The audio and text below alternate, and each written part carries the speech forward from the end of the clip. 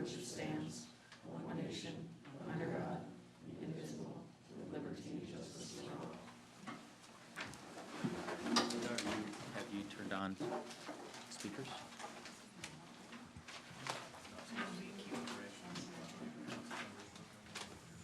Mr. Mayor, am I able to make a motion for the agenda? What are you looking to do? I am looking to amend the rules so we can allow public comment on items on the agenda tonight. Council, you want to take a vote on that? And I'm gonna, we can have this discussion now before we adopt the agenda. We've had several public comment opportunities, and this isn't a referendum on Niagara, this is a plat application, so. City Council, Gina, I know do you want to make a case beyond what I just stated? Well, I mean, briefly, we've been getting new information all including today, so I think it's only fair to allow the public to speak on it. Council, any other opinions or thoughts? If there's not, then I'm just gonna say something, but does anybody have any opinions other than me and Gina? I'm trying to form my thoughts. If you have something to say, All right. go ahead. Take your time. We got all night. Indeed. I'm struggling just because there's, sure that yes, there's new information, different things that are coming forward. But I struggled to sort of figure out what is relevant to what we're doing with the final plat approval versus, I guess, being irrelevant to that. Josh, Kate, any opinions? No, I mean, I tend to agree. If it's relating to, well, I don't really care either way. I'll be honest. I'm neutral on it, and I mean, I'm thinking I'm open to whatever information there is, and Any thoughts? I'm neutral. I'm gonna be the bad guy and say no. It's, we've had many public comment opportunities. We're gonna have more education and opportunities to connect, but as far as the actual item on the agenda tonight being the final plat, having zero to do with water, we're not gonna do public comment on that tonight. Is the plat for Niagara, though? No, the plat's for the industrial part. Not Any Niagara. motions, any changes to the agenda? Council will note that there is an amended agenda for council. Two changes. One, under consent agenda, we've added item I, which is asking the council to approve a template for the domestic well interference agreement that is required under the water appropriation permit. And then removing item C under general business, the applicant has requested that we reschedule that item given the large agenda that we have tonight. Okay, any motions? motion to approve the agenda as amended. Second. Motion by Josh, second by Kate, all in favor? Aye. Aye. Aye. Gina, did you say anything? Nope, You, I'm not in favor of it. are you gonna abstain then, or are you voting no, or you have to vote something? I'm gonna vote no. Okay. Motion passes. We have no presentations, proclamations, or acknowledgements, so we're gonna open it up to public comment. We'll take public comment on anything that's not currently on the agenda tonight, so if anyone wants to approach the podium and speak, now's the opportunity.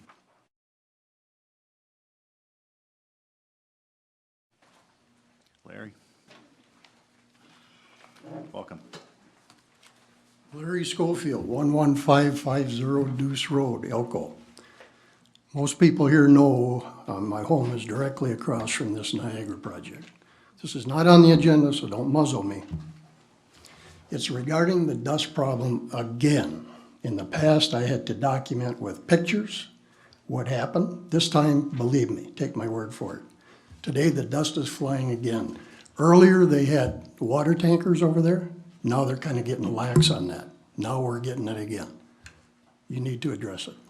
So can you be more specific with what's, you mentioned dust. Can you help me understand a little bit more what's happening? Okay, the driveway that goes in, there were probably today what, 40 dump trucks in and out, him and Jay, besides Fratelloni. Dust is flying at my house, which is directly across, as you know. So the truck, and I'm not trying to interrupt you, but the trucks are generating dust that's flowing That's right. into your, okay, Yep. gotcha. Yep. Okay. Where are the water tankers? They're getting lax. They, Yep. I'm sorry, but I'm gonna make this comment. They will get by with whatever you let them get by with. They do not take concern for us. I'm sorry. Thank you. So, Mr. Schofield, did you call City Hall while the activity was occurring? No, I didn't. Just like the last time when you showed up 3 weeks later. Sorry. Larry, I- I Why, who is monitoring this? Anybody monitoring them at all? You guys should be watching that anyway. We shouldn't have to be calling. Larry, let's, maybe you and I talk separately. Do you have my number, my cell number? I may, I'm not sure. Give it to you. Shoot me a text or whatever, and I'll jump all over it next time it happens. All right, thank you. Thanks. Anyone else for public comment? Welcome. Is grading hours on here at all tonight? I don't think it is. I didn't think so. No. No, okay. So I'm Christy Thompson, 25831 Pillsbury Avenue. I was just gonna say, as far as deciding on any kind of grading hours, there's two kids, I'm sure you guys well know, there's two real young kids that live right next to where the construction is going on. I'm hearing that there's been a request to possibly start at 5 o'clock in the morning. Sorry, it's ridiculous. 5 o'clock in a residential area, not acceptable.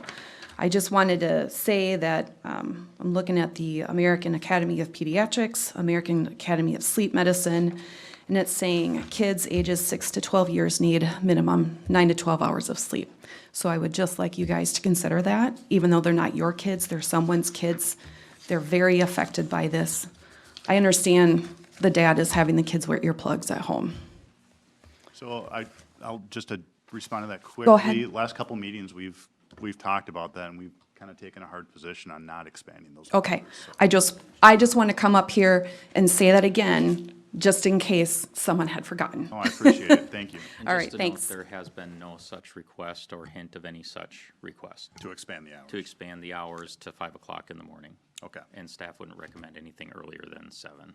okay. Okay, so we're all on board, like we're all on the same page.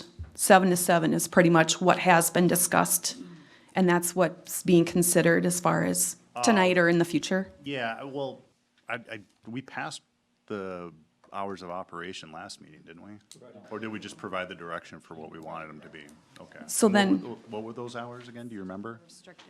7 to 7 Seven to seven, okay. for calling activities. Okay, And then 9 to 7 on Saturdays, not on Sundays and not on certain holidays. okay. Does that sound workable at least? I mean, if we have to have 6 days a week, really, Right, you know, I don't like it, but I understand. yeah, I mean, it should probably go back to like 7 to 5 would be great, but, so I just want to make it clear, don't extend it any earlier than 7, don't extend it any later than 7. I know some people don't care, they just want it to get done, but those of us who live there do care. Thanks. Good, thank you. Anybody else? Welcome. We have stuff to have. Sure. Thank you.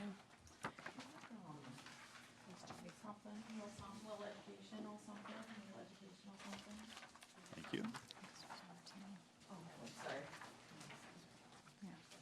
Okay, so I do want to say the water appropriations permit is on the agenda tonight. You just said this is not about Niagara? No, it's not. You just said this is about the plat. This is about water quality. And Vita, you have well owners who are We, concerned. Vita, we have this on our agenda, so we're not taking public comment This on it. is about water Vita, quality. this is not about Niagara. Geologist who is an expert on this issue and you're not even gonna hear it? Nope, thank you. Awesome. Have a seat. Let it be noted. Anyone else care for public comment? Unbelievable. Nope. Anyone else care for public comment? All right, we'll close public comment. We have consent agenda. Any thoughts, questions, concerns?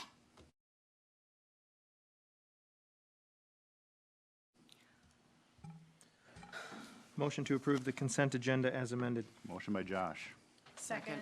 Second by Amanda. All in favor? Aye. Aye. Consent passes. We have no public hearings tonight, so we'll jump into general business, which is the water appropriations permit and conditions.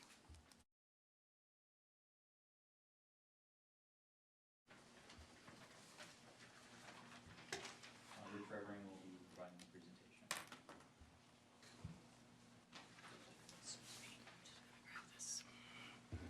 I think I need permission to share.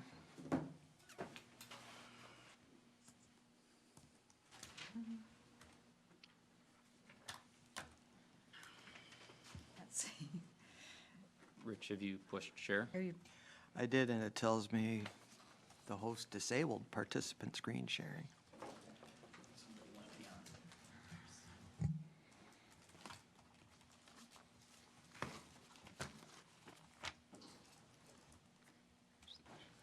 Where's the security? I have no idea going right there. Should be security.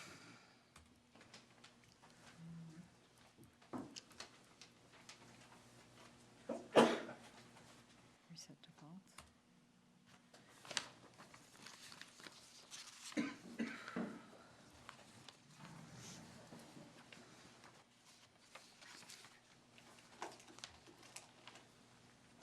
Has to start video.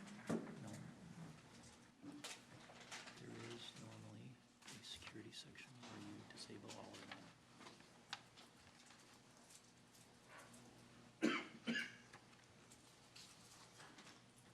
Host tools. There we go. That's it. They changed the title. So. Share screen.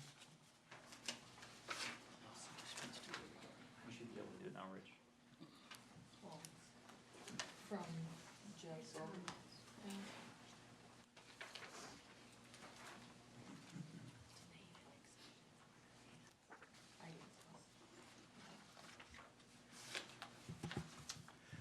So I've been asked to give a detailed review of the appropriation permit amendment and the response plans. There are a lot of slides here. It will take some time. I've been asked to read these for those that might not be able to see as well, and also for the recording. So bear with me as I do that. Tonight, we're going to talk about, get rid of this thing, typical wells in confined aquifers, the Elko New Market Appropriation Permit Amendment Request, the Elko New Market 2023 Aquifer Pump Test, the Elko New Market 2024 Permit Amendment, the Well Interference Response Plan Permit Condition, the Water Quality Complaint Response Plan Permit Condition, and costs and schedule for the response plans. So for typical wells in confined aquifers, and this is for those experts out there, vastly simplified, intended to just gain an understanding of how wells are generally constructed in this area in order to get adequate water. So the top layer labeled surface terrain, well, it's in green on my screen, looks kind of bluish out there, would be the ground, the top where we're sitting, where you walk around, where you drive. The two orange layers or tan layers down below with arrows labeled Prairie du Chien / Jordan Aquifer represent the water-bearing layers where most water in this area comes from. But there are additional aquifers beneath that. There are some smaller aquifers above that.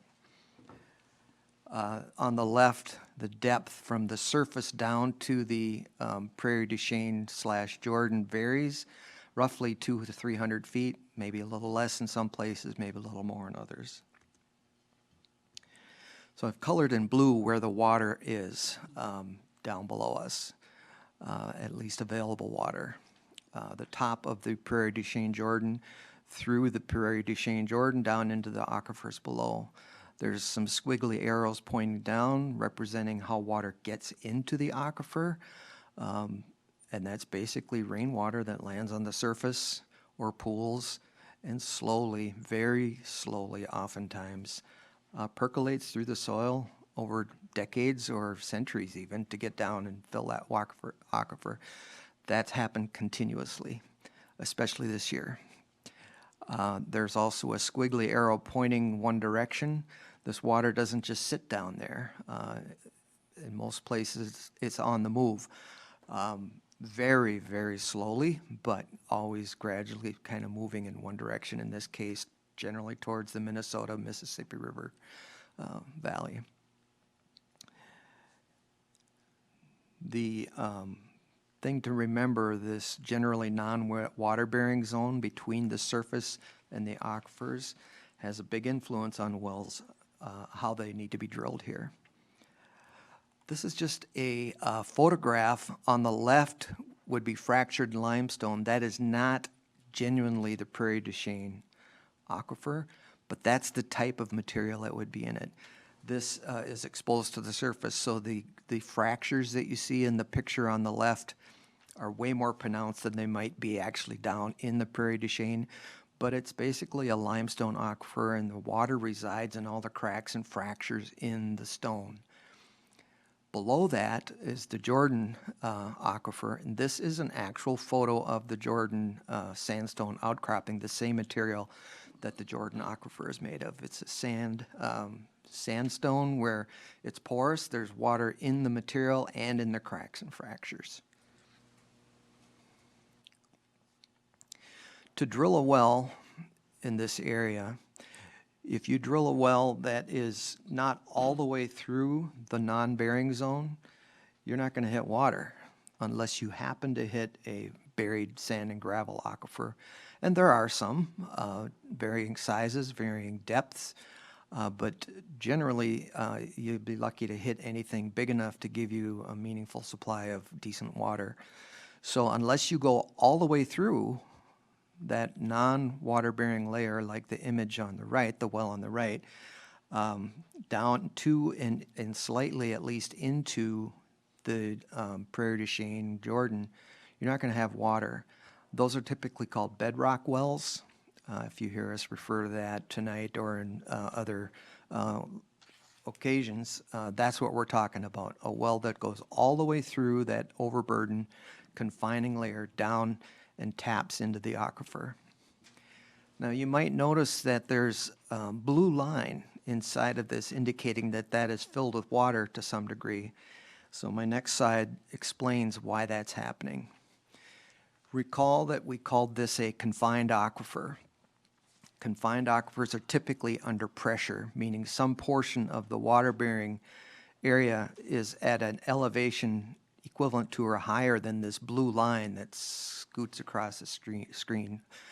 That line does not indicate where water is, it indicates the pressure of the water. So if you poke a hole through that confining layer, allowing that water to fill up, it'll rise to that level. That's where the pressure is. And so that because it's under pressure, that's why the well fills to that point. The important thing to remember is that if you drill a well and you want to pump water, you need to place your pump somewhere in that blue zone. If you're up here above the water pressure level, you won't get water. If you press it down here in the limestone, you might get water, but you're unnecessarily putting in more pipe and maybe having to drill a bigger hole than you need. So it just needs to be in this area that's reliably blue when you need water.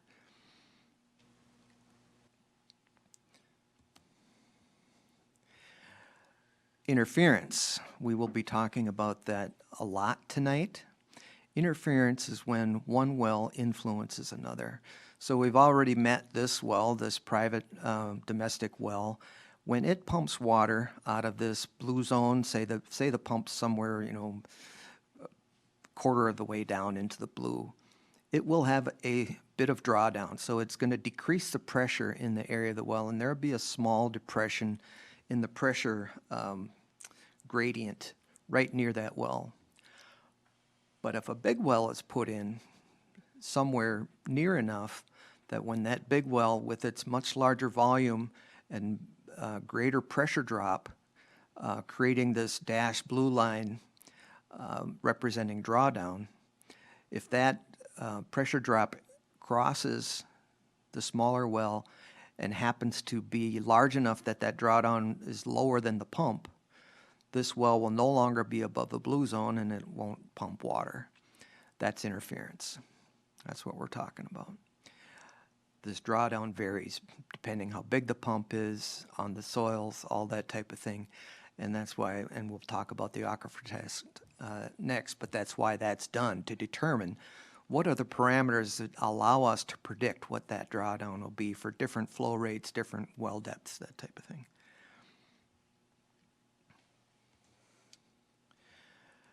So I'm going to talk a little bit about your permit amendment request.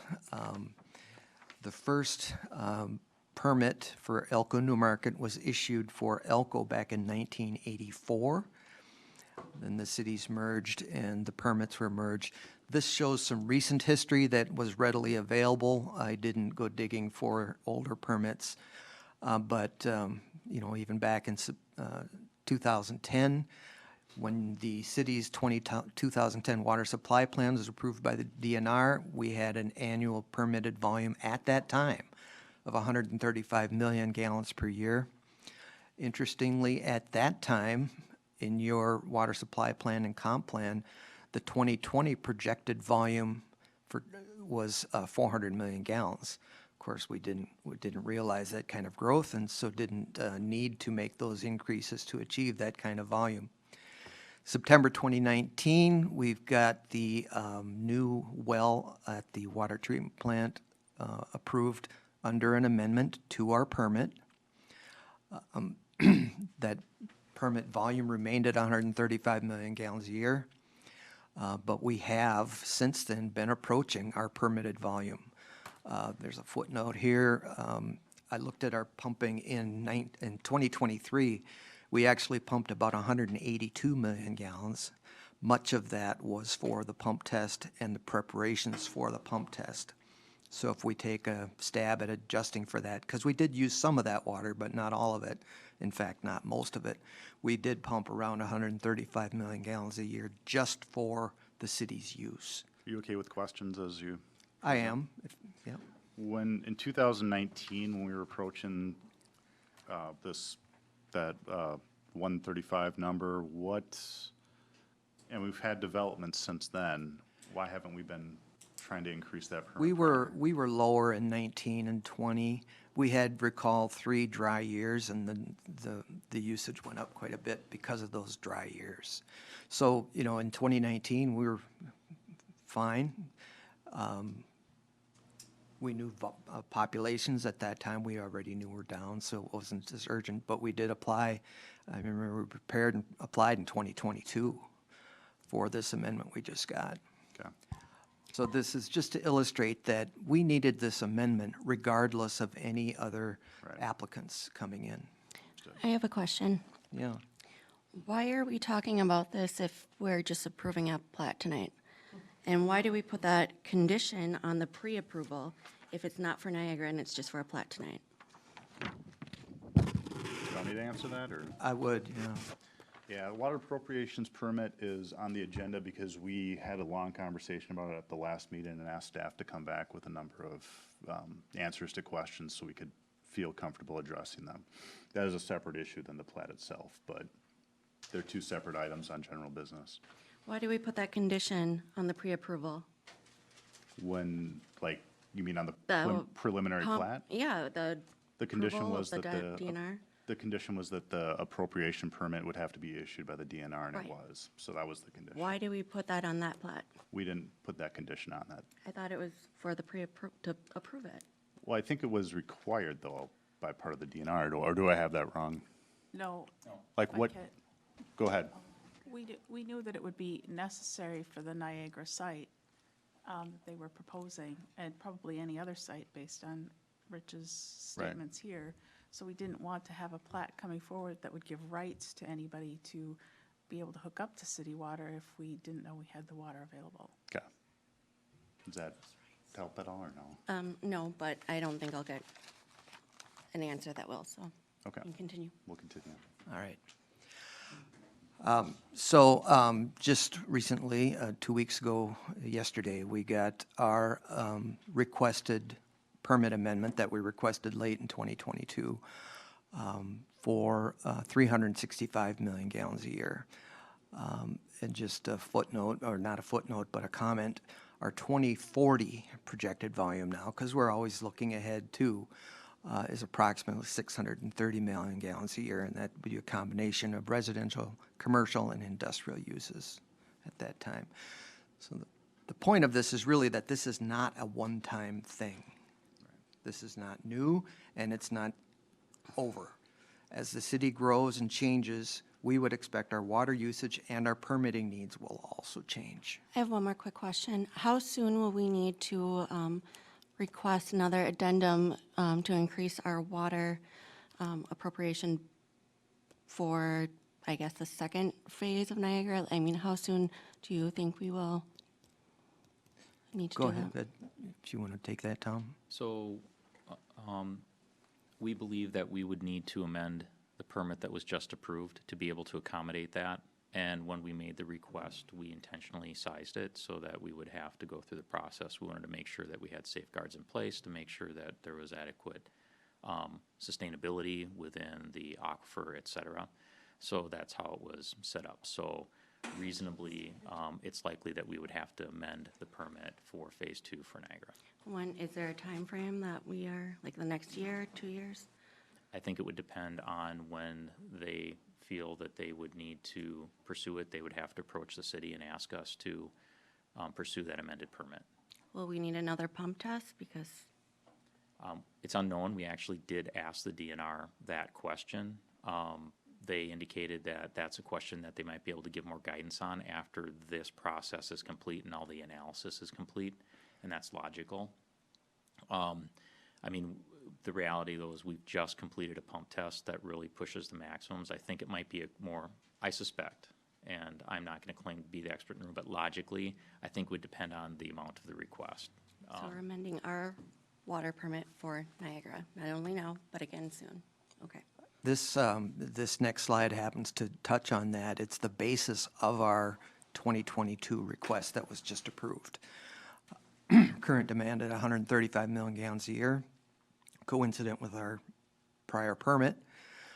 We did include a Phase 1 of an industrial user at 155 million gallons a year, plus city growth for approximately 2,500 more people. That could take, who knows how long, 3, 5, 10 years. So that's another 75 million gallons, and that's how we arrived at the total of 365 million gallons a year.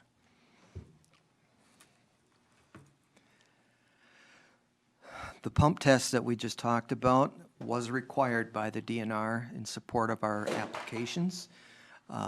That is actually a requirement for all appropriation permit applications or amendments, but they can be waived by the DNR. They often are waived by the DNR unless there's a case where it's either a fairly large request or there's limited information on the aquifer in that applicant's area, which was the case for both here, limited information and a fairly sizable increase. The pump test is the applicant's responsibility. The DNR has to approve the test pump plan. They provided a monitor during the test that visited the site frequently to make sure we were monitoring things and setting up things properly. What we did, it's hard to see out there, so the biggest thing, I added in red things we did to conduct the test. So at our big wells, we pumped at the maximum rates of those wells for 28 days. First, one well, our biggest well, we pumped that at 835 gallons a minute for 2 weeks. Then he immediately switched 2 smaller wells that ran together at 1,230 GPM total for another 2 weeks. So the important thing about that is it was on quickly, it stayed on, and it stayed on for a long time. So it caused drawdown that was consistent as it developed and stabilized. We did drill one shallow well and monitored for connections to any standing gravel aquifers. We did find one near the city's public works building. So what we were looking for there is there a connection between these sand and gravel aquifers and the deeper aquifers down below?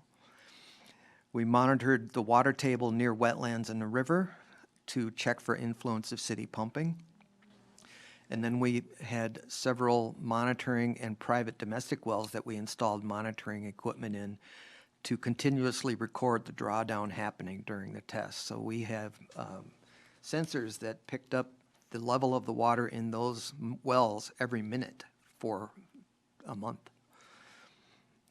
All that data got recorded, bundled up, and shipped off to the DNR for analysis. So when I have quotes up here, that means it's right out of the DNR's test pump report, unchanged. The italicized stuff below is my commentary. So I'm just going to read this. Analysis of the data shows the aquifers are capable of supplying the requested rate, and progressive declines of the groundwater are not likely, although seasonal drawdown during periods of high pumping will be more than currently occurs. So this means water was moving into the area adequately to meet the 1.2 to 1.77 million gallons of demand, million gallons a day of demand during the test. The drawdown went down, kept going down, then stabilized. That means there's as much water coming in as going out. The levels stopped dropping at a point. The expected drawdown when the city pumping approaches these rates will be greater than drawdown that currently occurs.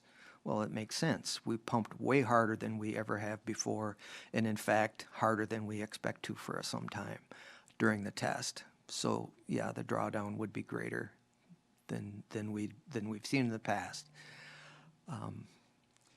And I mentioned lawn irrigation in the commentary because that's when our biggest increases happen, when we have dry weather and people are all watering their lawns.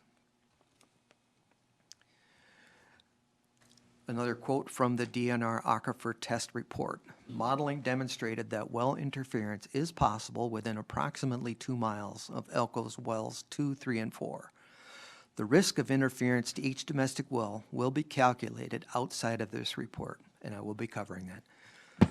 Commentary, the reference modeling indicating possible interference within 2 miles, that was based on pumping 3 wells together at over 2,000 GPM for 4 weeks. The pump test was actually done between 835 and 1,230 GPM for 4 weeks, and it was limited by our treatment capacity. We cannot treat all 3 wells running together. So the DNR, on learning that, went back and reran their models, revising it to reflect our use projections in the pump test. That resulted in a reduction in the possible interference area within 1 mile of Elko's 2, 3, and 4 instead of 2. So anybody reading these reports, they're going to see 2 miles and 1 mile. The final area determined to be where the most risk was with 1 mile of city wells. Is that going to change when we go to increase our water permit again? It very well could. That's a completely, yeah, we're not permitted for that at this time. Based on what we're permitted for, we don't expect to exceed that, So continuing on the DNR test report of our aquifer test, analysis of the area's geology and aquifer test results show that the flow in the Vermilion River and water levels in wetlands adjacent to the pumped wells will not be lowered by pumping from the Elko New Market wells. Predictive groundwater modeling based on the results of the aquifer test and geological analysis demonstrates that it is unlikely groundwater flow to the Kelleher Park Fen will be reduced by Elko New Market's pumping.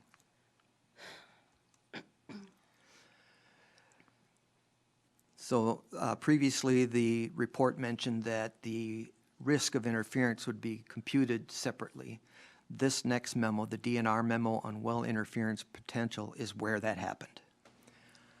So again, brown text in quotes is straight out of the DNR memo on well interference potential. This memo describes the analysis that was conducted to calculate the risk of well interference based on the revised peak monthly pumping volume.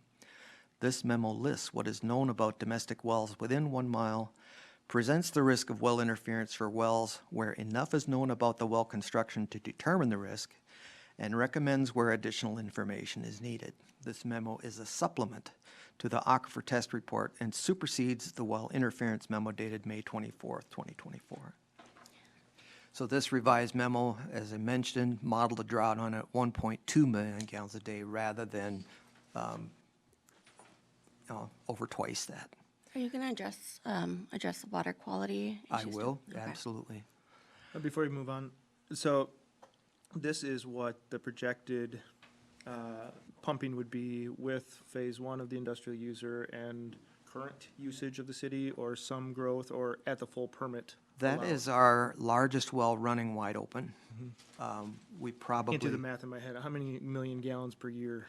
Like, does this, I mean, you have millions of gallons per day. just take that number and multiply it by 365, but we wouldn't run that much. Okay.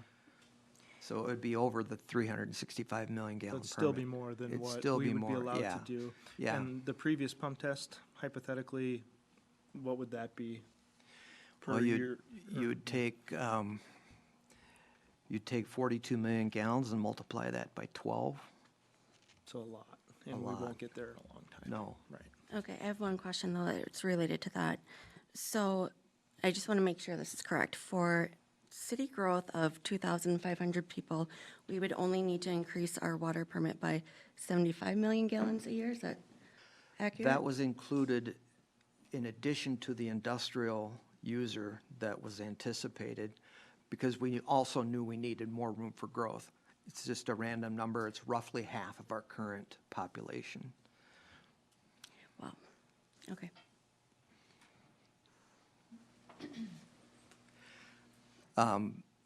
Just a side note, it's very difficult to predict what you're going to pump in a year because you can't predict the weather and people's habits or behavior. So we try to allow some cushion. And so the 50% might last 8 years, it might last 2 years. It's So more on the DNR memo on well interference potential. The risk of interference at a given well is calculated as follows.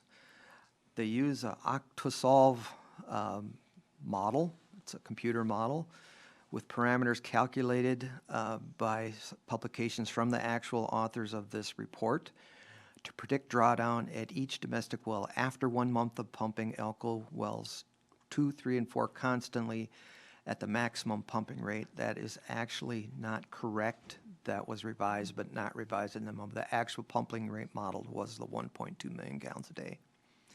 In the model, it was assumed that all wells in the OPDC, CJDN, QBAA, QBUA, or unknown aquifers, as described above, were in the pumped aquifer. They subtracted the predicted drawdown at a given well's location from the static water level listed on its well log. They calculated the remaining water column above the well's pump.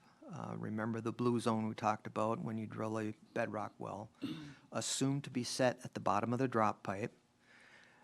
If there's less than 10 feet left after that drawdown is modeled, then they determined that well would be at risk of well interference. And we are liable for that, is that correct? Yes, ma'am. If, actually not to 10 feet, if it goes below the pump, where the pump can't get water. There are 174 known wells. That means they're in the Minnesota Well Index, within 1 mile of city wells. And we'll talk more about unknown wells. So, for wells that are at risk for interference, of the wells that had complete information, there are 7 at risk of well interference out of the 174. One of those 7 had less than 10 feet of water without the city pumping at all, and the other 6 had less than 10 feet with the city's drawdown during its pump test. Yeah. Were these, oh, sorry, were these only the pumps that we knew about that are recorded? These are not, this isn't any stats from pumps that are, wells that are not recorded, This correct? is only known wells that are in the well index and have complete information. And a lot are not, is that correct? We'll get there. Wells with unknown risk for well interference. The well depth, static water level, and/or pump setting of 45 domestic wells is not known. So that means they're in the index, but there may not be complete information in the well log that allows them to determine if it's at risk. The city's working with residents to acquire more information about those wells so DNR can assess the risk of well interference. So that's one quote out of the memo. Another one is that Newmarket Well 3 is a backup well to Elko's wells 2, 3, and 4 that may be used during emergencies. This well may be at risk of well interference if it is pumped at the same time as Elko wells 2, 3, and 4, but the pump depth setting is unknown. DNR recommends obtaining the pump setting for this well to determine if the well is at risk. So this is a well we own. We can open it up and measure down where the pump is and provide that information. Just for the public's knowledge and maybe a reminder that council, well 3 is not treated. It is not connected to the treatment plant. So the only way to use that well would be pump untreated water into this system, and therefore it would only be the, the most dire of emergencies. There's no other option to put out a fire or something like that, that we would actually put that well in service. When does the city plan on starting to work with residents on this? Because I've heard a lot of people have not even gotten a response back. Yeah, let's cover that when we get to the water quality interference plan.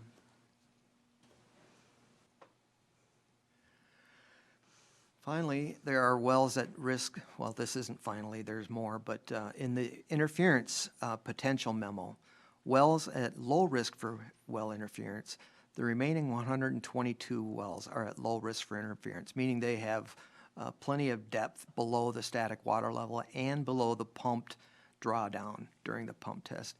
And DNR recommends no further action on those wells. So out of the 174 known wells, 122 are felt to be okay as is, with no more information.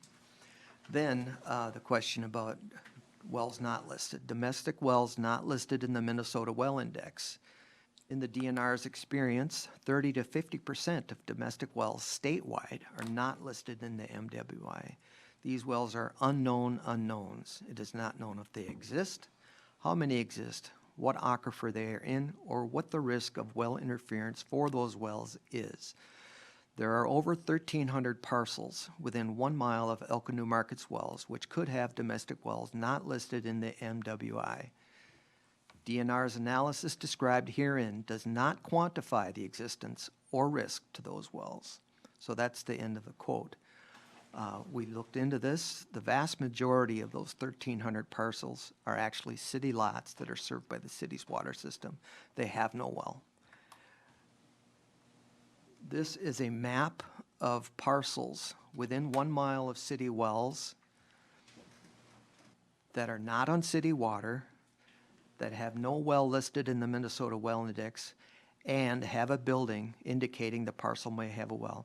So the lavender colored parcels are the 72 parcels that we need to contact to see if there's a well and try and get more information about that well if it's available. Not 1,300 as in the memo.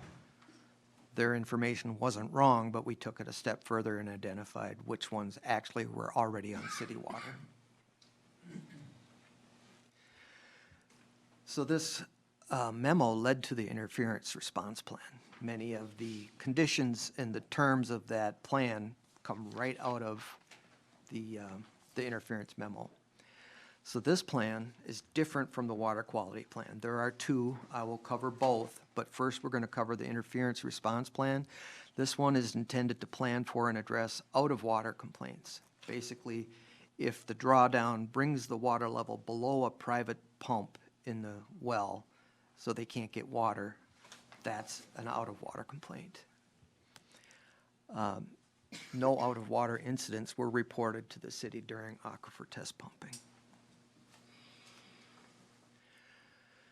So the brown text at the top of each of these pages is going to be a section straight out of the approved interference response plan, and then the italicized is explanatory comment from us. And I will again continue reading these. So number 1, stage 1, information gathering. The city will complete the following work and provide 4 summary data packages, 1 for each of items A through D below, to the DNR at least 180 days before the city projects it will begin appropriating at a rate of 800,000 gallons per day on average for 14 consecutive days or more. There will be follow-up analysis for DNR and follow-up work from the city based on what is provided in this data package. So 180 days is required to allow the DNR and the city time to complete the work needed to protect domestic wells from interference. So just want to point out, this schedule is based on projected pumping, and that's all we can do. We take the best available data, we compare it to historic, we project when we might reach those levels. We can't predict that. The wells come on when they need to, they go off when the tower's full. And sometimes that's more than we predict or not, but that's the best we can do. Rich, are you going to go through how much this is going to cost Yep. the taxpayers? I am. And just for those of us not good at math, I mean, so I used my calculator here. So that's 292 million gallons per year. And if we assume 800,000 times 365, and so then we have the current 135 that we're already using. So that's a little bit of a false projection because we have to project when we might hit 800,000 gallons for 2 weeks. Okay. Which That could ebb could- and flow, obviously. That could ebb and Right, flow, right, right. but we kind of have a history and we can add in other uses to come up with that. But we typically wouldn't keep pumping at that rate for a whole year. It What would if- go up maybe for the season through June and July and then down again. So, and this will get Which into why that. it projects maybe in the summertime where there might be more water flow for the current. So we're looking when we first start taking a lot of water, something approaching what the pump test did, even though we won't get close for quite a while. So we project this level of pumping to occur in June of 2025, based on what we know right now. That's predicated on 2025 being a dry summer, similar to 2023. I have a question related to that. Yeah. So what are we going to do if Niagara pumps more than they're allocated? I mean, we can't predict that necessarily, or we can because they have in other places, but I know we've tackled this before. I know, it's been a long time, though. I need to be reminded, it's been a long time. Yeah, that's fine. Rich, Tom? Well, there's some limits built in. I mean, their SIU limits their annual usage. They will ebb and flow. They have provided us those projections. Beyond that, Tom, if we can't pump the water, we wouldn't pump it.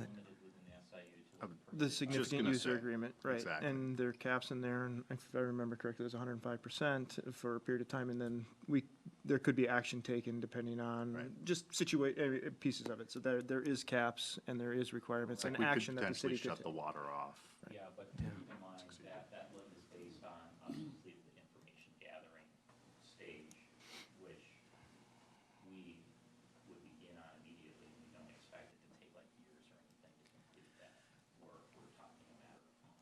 I can tell you that the peaking that will happen from our pumping through the season is overwhelmingly due to city use, not projected industrial use.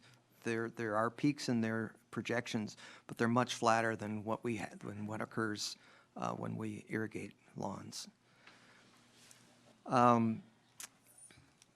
So pushing on, based on the current projections, the data package would be due in December of 2024 to allow time for the follow-up work by the DNR and the city to be completed before pumping rates increase to the described levels. Next page, information gathering continued. So this starts to cover those data packages. Data package A, for the 7 wells at risk of well interference, as listed in the memo we referred to earlier.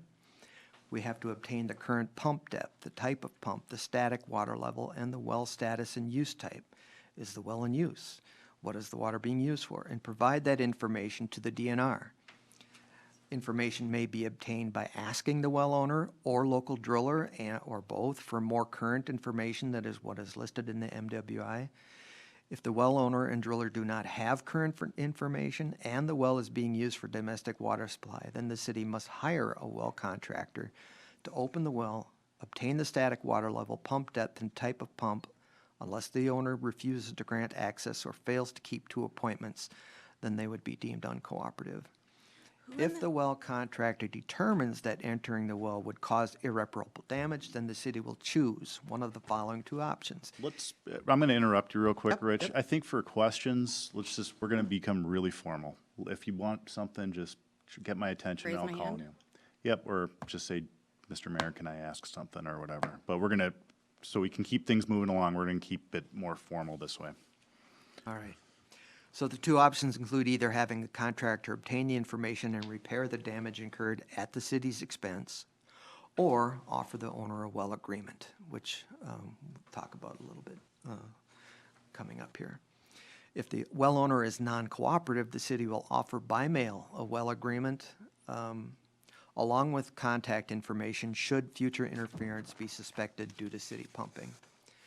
The real purpose of this step is to verify if those wells that they found were at risk, if they were changed in any way, if anything's changed since that well record was created, to make sure it's either still at risk or no longer at risk. Maybe the pump was lowered 5 years ago and didn't get into the well index. That's the kind of thing we're looking for, is verification. Section B, for the 45 wells at unknown risk. So there's some information, but not complete information. We have to obtain the well depth, the pump depth, the type of pump, the static water level, and the well status and use type. Is the well still in use? What's the water being used for? And provide that information to DNR. It may be obtained by asking the well owner and local drillers for more current information than what is listed. Non-cooperative well owners will be mailed contact information should future interference issues due to city pumping be suspected. If the well owner and driller do not have construction information and the well is being used for domestic water supply and the well owner is cooperative, then the city will choose from one of the following two options. Hire a well contractor to enter the well and obtain the information, or offer the well owner a well agreement. So this step is about augmenting information available to what might not be complete in the well index. Mr. Mayor, may I ask one quick question? Go ahead. Who at the city is going to be doing all this work? It sounds like a lot of work, and do we even have the staff to do it? We do have a plan for that. I don't know, Tom, if you want to get into that now, or? Is it part of the presentation? No. Okay, then yeah, if you don't mind. So in order to complete this work, complete it in a timely fashion, and make sure that it can be given the attention that it needs, we will be utilizing BMI staff and resources for the bulk of this work. And that was what makes up the costs that are identified in some of the estimates that were provided by Rich as part of the memo in this presentation. So we're hiring more people, if I heard you correctly, for this? We're not hiring staff, we're utilizing consulting staff to do a lot of the field work as part of this, yes. Okay. Go ahead, Rich. So for the 45 wells, the purpose of this step is we're augmenting information available so that the DNR can finish determining if they're at risk or not. Section C, this is for all land parcels within 1 mile of Elko's 2, 3, and 4. Here we're looking for wells that may or may not be out there. So these are wells that are not supplied by municipal water service, or parcels not supplied by municipal water service. There's no well listed in the MWI and has a permanent structure that is likely to require water, such as a house or a shop. For example, a shed used to seasonally store machinery or a hunting shack can be assumed unlikely to require water, whereas a shop with regular occupancy likely requires a water supply. Then we have to contact those property owners for those parcels meeting the criteria and request, is there a well? What's the location? What's the depth? What's the pump depth? What's the pump type? The well status and use type, and what's the water being used for? The city must attempt to contact property owners for parcels meeting these criteria at least once via mail. If the property owner does not respond to the first attempt, a second attempt via phone or in person must also be made. The findings from each property will be summarized and provided to the DNR as described in Stage 1 information gathering. For properties where contact was not successful, all attempts at contact, the date, the contact method, must be recorded in a summary document and reported to the DNR. So you've probably caught on, the purpose of this step is to find the undocumented wells. We think there's 72 properties to check with. We don't expect to find wells on all of those, but we could.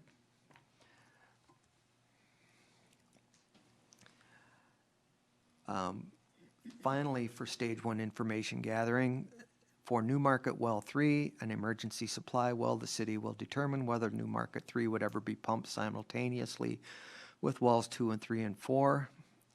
If New Market Well 3 could be pumped simultaneously with one or more of the city's other wells, then the city will provide the pump depth for New Market Well 3 to the DNR so that DNR can determine if the pump in the New Market Well 3 is deep enough to pump simultaneously in case of emergency. And I'll tell you right now, that's our intent, is to get them that information just so we have that as an option if we need it. If New Market Well 3 would never be pumped while city's other wells were pumping, then the city will notify DNR as such. No further analysis will be needed.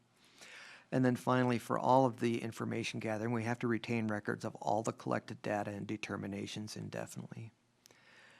And this is purposes about getting well 3 figured out.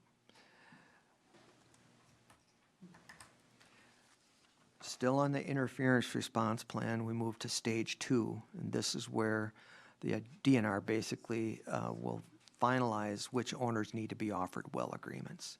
So I will read this. As of May 2024, and described in the DNR memo, 2024-05-31-1984-641 ENM well interference risk memo .pdf, 7 wells are known to be at risk of well interference from Elko New Market's proposed increased pumping. It is expected that these numbers will change after stage 1 information gathering. A, DNR will respond as quickly as possible to notify the city of receipt whether information gathered by the city in stage 1 appears to be substantially complete. DNR will review the information gathered by the city in stage 1 information gathering for each of the 4 tasks, A through D, listed in section 1 above, as each task is completed and submitted, and will determine if additional wells are at risk of well interference and if, based on new information, any wells are no longer at risk of well interference. B, DNR will notify the city which additional wells are at risk of interference and which, if any wells previously determined to be at risk, are no longer at risk by 90 days before the city begins appropriating at the higher rate. The city will adhere to the attached well agreement once signed by the well owner for all wells determined to be at risk of well interference and for all wells where a well agreement was the chosen option in stage 1 information gathering. And then finally, retain records of all well agreements indefinitely. So basically, they're finalizing which well owners would be at risk and which ones we need to offer well agreements to. Stage 3, notifications. By 60 days before the city projects it will begin appropriating at a rate of 800,000 gallons per day on average for 14 consecutive days or more, the city will provide the following notifications. B, for all property owners from 1.C.2.C who could not be contacted or who were contacted and had a well but did not know well construction information or were uncooperative. 1, provide the following information via mail. Notify the well owner about the possibility of well interference from the city's increased use.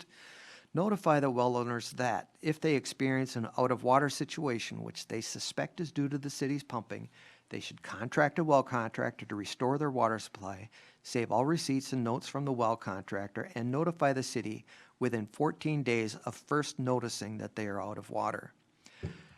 We provide the well owners with a city contact person and phone number who can be reached during business hours. The purpose of this step is to advise owners of found or possible wells where well information could not be obtained of interference possibility and what to do if it occurs. And based on the current projections, this step would need to be completed in early April of 2025.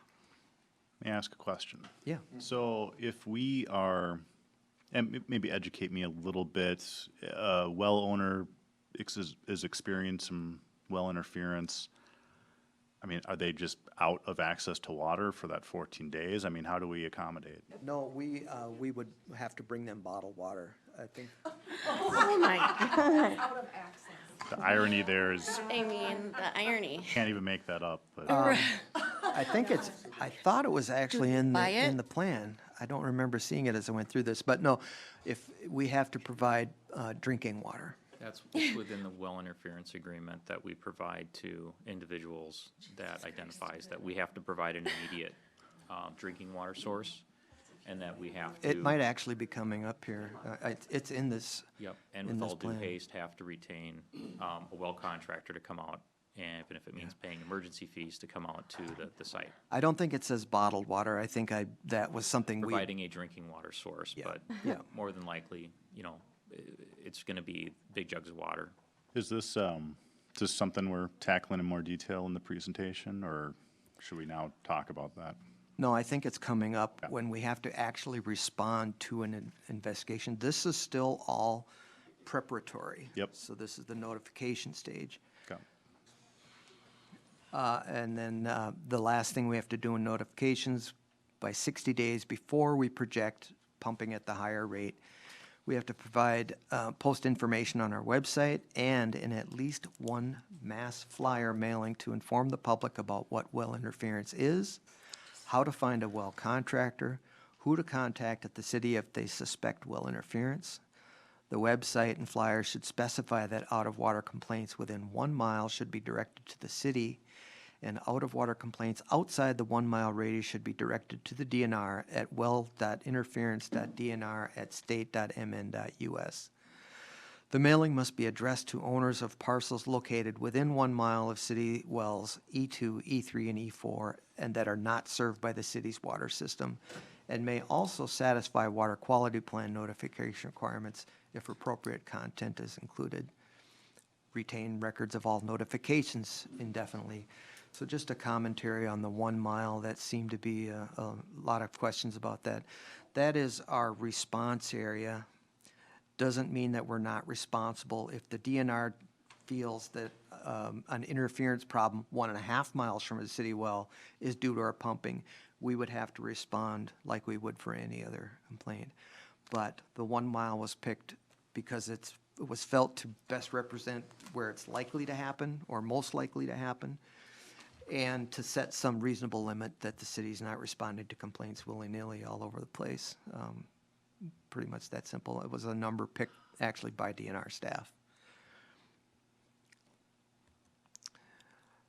So, stage 4, investigations of out-of-water complaints. All of the preparatory work, notifications, education is done. We're actually pumping water, and say a complaint comes in, hey, I'm out of water and I'm a 1/2 mile from a city well. If there is an agreement that was required, we follow the procedure in that well agreement once it's signed by the owner. It's not valid until it's signed, but it remains on offer unless we would retract it for a new permit or something like that. But we put it out there. It's good for them to bring in and sign, and we would honor it.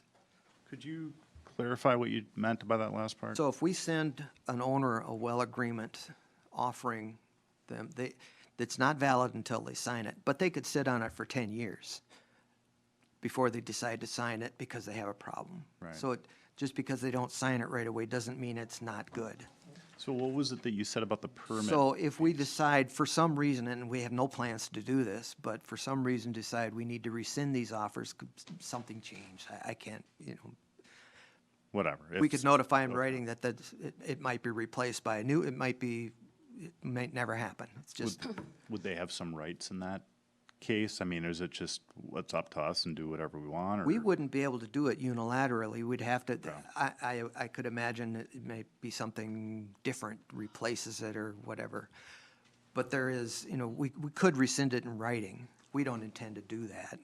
And we couldn't just do it without violating our permit. If we have to offer them agreement, we have to honor it if they choose to sign it. So an example might be in a future permit amendment, the DNR changes what they might ask for in that template. We might rescind the previous one and then provide the new one. That might be an example of how that Okay, would so we're talking updating something rather than. Yeah, we're not. Rescind is more of a term for process. No, this plan still applies for the duration of our permit. We can't just go take something away without cause. Okay, Mr. Mayor, may I ask a related question? go ahead. What happens when people want to sell their homes? I mean, I assume they need to disclose this, right?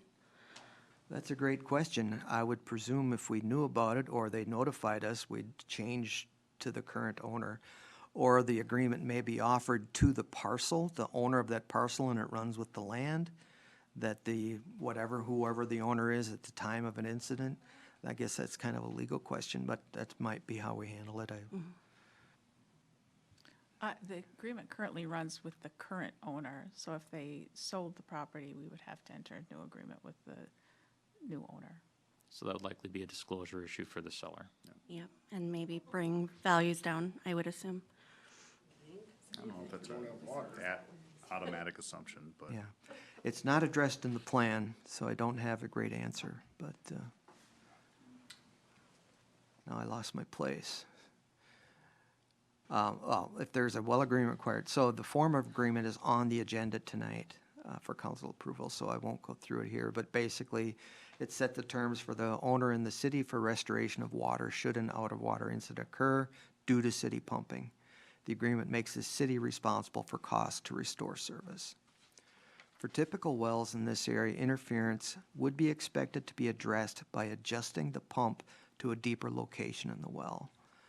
I know there was a question at the last meeting and several questions about drilling new wells. We think in most cases in this area that's highly unlikely because water will not come out of a shallow well in this area. It has to be that deep. So they're deep enough. It's just a matter of is the pump deep enough to reach the water. So it'd be lowering the pump, which is far less costly. And I have a little table at the end. That'll cover that. So, stage 4, investigations of out-of-water complaints. If the city receives a well interference complaint, the city or a delegated party, such as their contractor or consultant, will. For wells within 1 mile of city wells E2, E3, or E4, well agreement was not required. Within 30 days, review applicable information from the well contractor's notes and invoice to determine whether the out-of-water problem appears to be associated with lowered water levels. If the out-of-water problem appears to the city to be caused by the city's pumping, then the city will reimburse the well owner to correct the problem. Reimbursements shall consider capital costs and may consider ongoing operations, maintenance, repair, or replacement costs only to restore to prior conditions. If the out-of-water problems appear to the city unrelated to their pumping, they should notify the well owner and the DNR of their findings and provide justification for their determination. Note the well owner can choose whether to file a well interference complaint for the DNR to investigate. Within 30 days of the city receiving the complaint, notify the well owner and DNR, if applicable, of the city's finding and rationale thereof. Issue reimbursement, if required, within 60 days of the city receiving the complaint.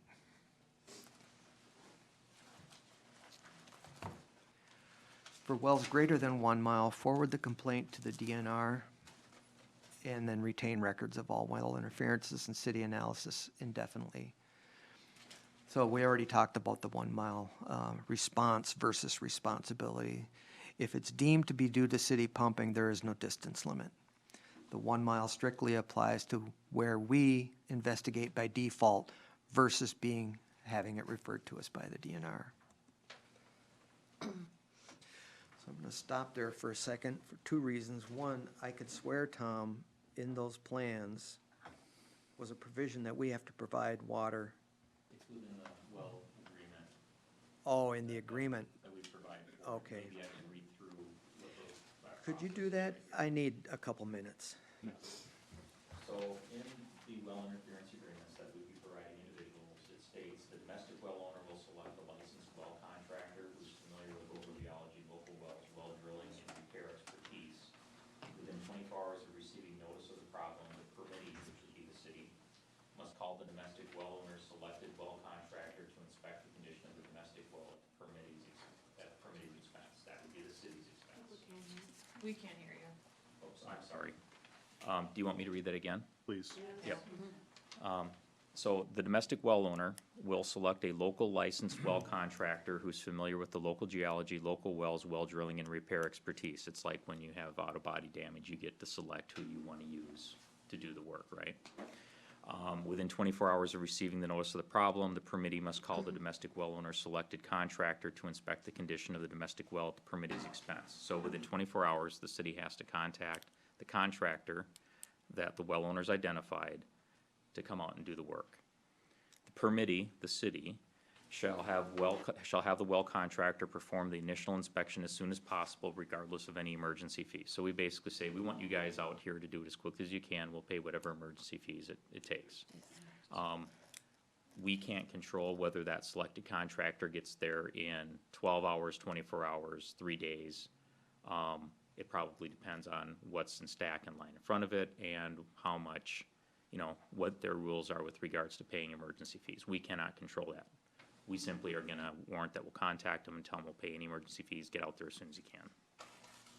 Within 12 hours of receiving notice of a water supply problem, and the permittee shall provide at their own expense a safe, adequate, and accessible drinking water supply to the domestic water owner until either the water supply has been reestablished to the domestic well owner, or the well inspection receives a mechanical or functional, reveals a mechanical or functional problem with the domestic well unrelated to the water.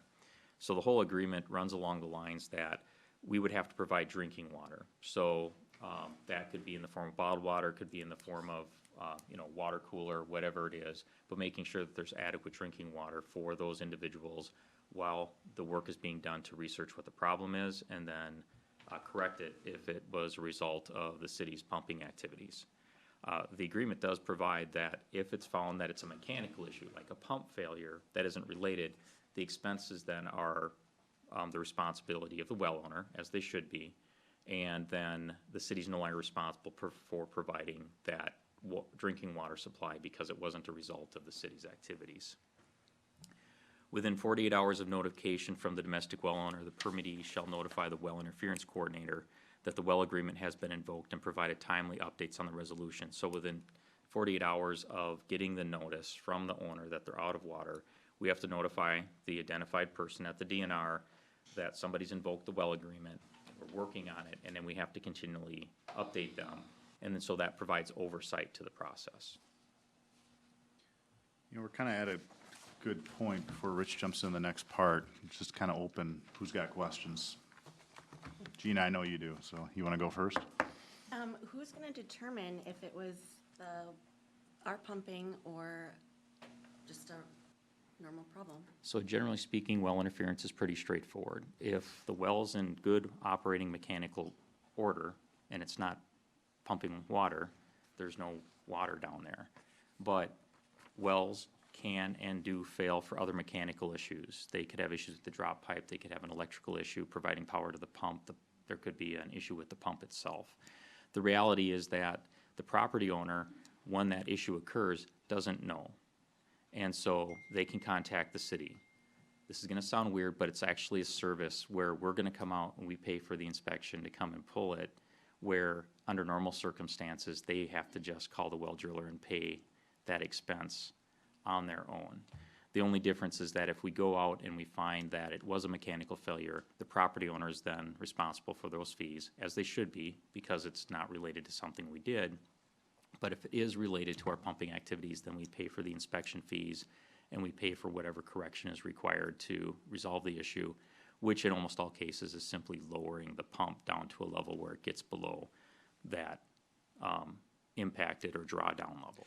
And That water level can be measured, so we can measure Well, if it's greater than the pump. getting depth. to your point, Gina, I mean, I think when you said we a couple times, it's the well inspector, it's the well driller contractor that's coming out, not we, the city, determining that. It's the Only a the licensed, Hartmans, it's the Hartmans. it's only a correct. licensed well contractor can open a well. And what about quality? Is that the same? We're about to get into quality. I wanted to break it up since we were just going over the interference before we get into quality, but it's still a good question. Before we move on to quality, any other questions? Go ahead, Josh. Yeah, and I didn't see anywhere in any of the solutions or fixes or whatever, would there ever be a situation where the well owner would be forced to or required to hook up to city water as the solution? Would we ever put them in a position for that? I think there's two things. One, city water would have to be reasonably available. In most cases, the they're on a well, because it's not. So in that case, you're gonna be looking at probably lowering the pump. There may be a few instances where city water is immediately available. I do think that there would be a conversation with the well owner about whether they would prefer to remain on the well or be required to, or would like to hook up. I'm gonna jump in real quick. There's not a, and maybe you're getting to this, but there is not a point in which we would force a landowner to hook up to city water. I think that would be unlikely. I think if they're if they're well, if they're in a situation where their well's being impacted, I don't know that we would require them to hook up. The reality is, even from a financial standpoint, it's probably cheaper to lower the well than it is to hook them up. Sure. From a city standpoint. But I think, in my opinion, and it would be up to the council at that time, and quite honestly, up to the property owner, what they want to do. I would say, it's their property owner's choice. They, make my well workable, or, no, actually, it would be nice to be hooked up to the city system. Right, and I guess where I'd get with that too then, as the well owner, I mean, I'd say hook me up to city water, but city pays for it then in perpetuity, or no, I'm gonna keep the well. Because, forcing somebody to hook up to well or city water then is not just the upfront cost of hooking up, it's the ongoing. That's correct, and that's going to be the Decision, part of the decision-making process that, And I think that's why you naturally defer to the property owner, because if we're hooking, if we hook somebody up to city water, I don't think that that's fair to other people on the system, that they would get free water perpetually forever, because then there's also no limits on their usage, et cetera, et cetera. So I think reasonably, you're gonna default to what the property owner wants, and if they hooked up, I think reasonably, if that's their choice, they would be acknowledging that they would be paying a normal water bill. But any deviation that would be a policy of the council. Correct. And Yep. I've sworn to the Woodcrest residents time and time again, I would never let that happen, so. just a couple more quick ones. So we talked about providing notice to those within 1 mile, and I can appreciate and understand the why for the 1 mile. I guess my preference would be, and I know we have the well agreement, it's been approved, whatever, I think, or it's, the response plan, has whatever. We can always go more than that, I think, and I think Yes. providing direction to, we notify, maybe it's the 2 miles, or we defer or default to the greatest potential impact that we think is reasonable, because it doesn't really impact the city in per se either, because we're going to get the responses directly that are within the 1 mile or the 2 mile, depending on quality or interference. The rest, it could impact the DNR, they could have extra work to deal with, and I guess I don't care. So then, I would prefer to go for a wider. Well, I think the plan requires what the minimum is. Right. If we get a complaint, and based on the nature of the complaint, we think it's merit, we may not, defer it. We may just notify the DNR that we've looked at this. But there does have to be a reasonable limit. If somebody in Jordan is telling, I think you have an issue with my well, or they live 10 miles away, it's really, really, really, really unlikely, we might send those to the DNR. So there's a judgment call that we can apply, whether or not we would send it to the DNR. It's basically setting a But- reasonable. And I just want to pause you, I'm talking even before that, I want to make sure that Further notice, residents yeah. are notified to look out for and what to do if there's issues. One and- thing we're seeing, Josh, is people don't know how far they are from the wells, so that might need to be something, if we're gonna go beyond the 1 mile, we incorporate something that lets them know. Right. You are within, you are not, whatever. So if there's an issue, they know where they stand, and that could be handled. Yeah. But there's just some logistics, but we certainly can notify broader, I mean, more if we're gonna do broadly. 2 miles for water quality and notify those, it should just have a piece in there that for, also for well interference, if you may not be within the city's purview to address the issue immediately, but watch out for this, and here's the information to deal with it. Correct. We've already had that discussion, so as part of the notice to these to property owners, we have to provide this mail notice. There are those that we send the notice to for water quality, and there are those that we send it to, well, the reality is people read, in my experience over the years, people read stuff quick. If you're within the 1 mile or the 2 mile, you're gonna read it. This neighbor got this letter, that neighbor got that letter. We are probably gonna send out a combined letter to the full 2 miles. It will describe the difference distances and where. 2.5, actually, Or 2.5, for anybody paying excuse me, attention, yeah. It will describe both situations within the same letter, but people don't read stuff close. And so it's just easier to send one letter that addresses both issues to the larger area. Can When we it send it out. include a map of where the wells are located?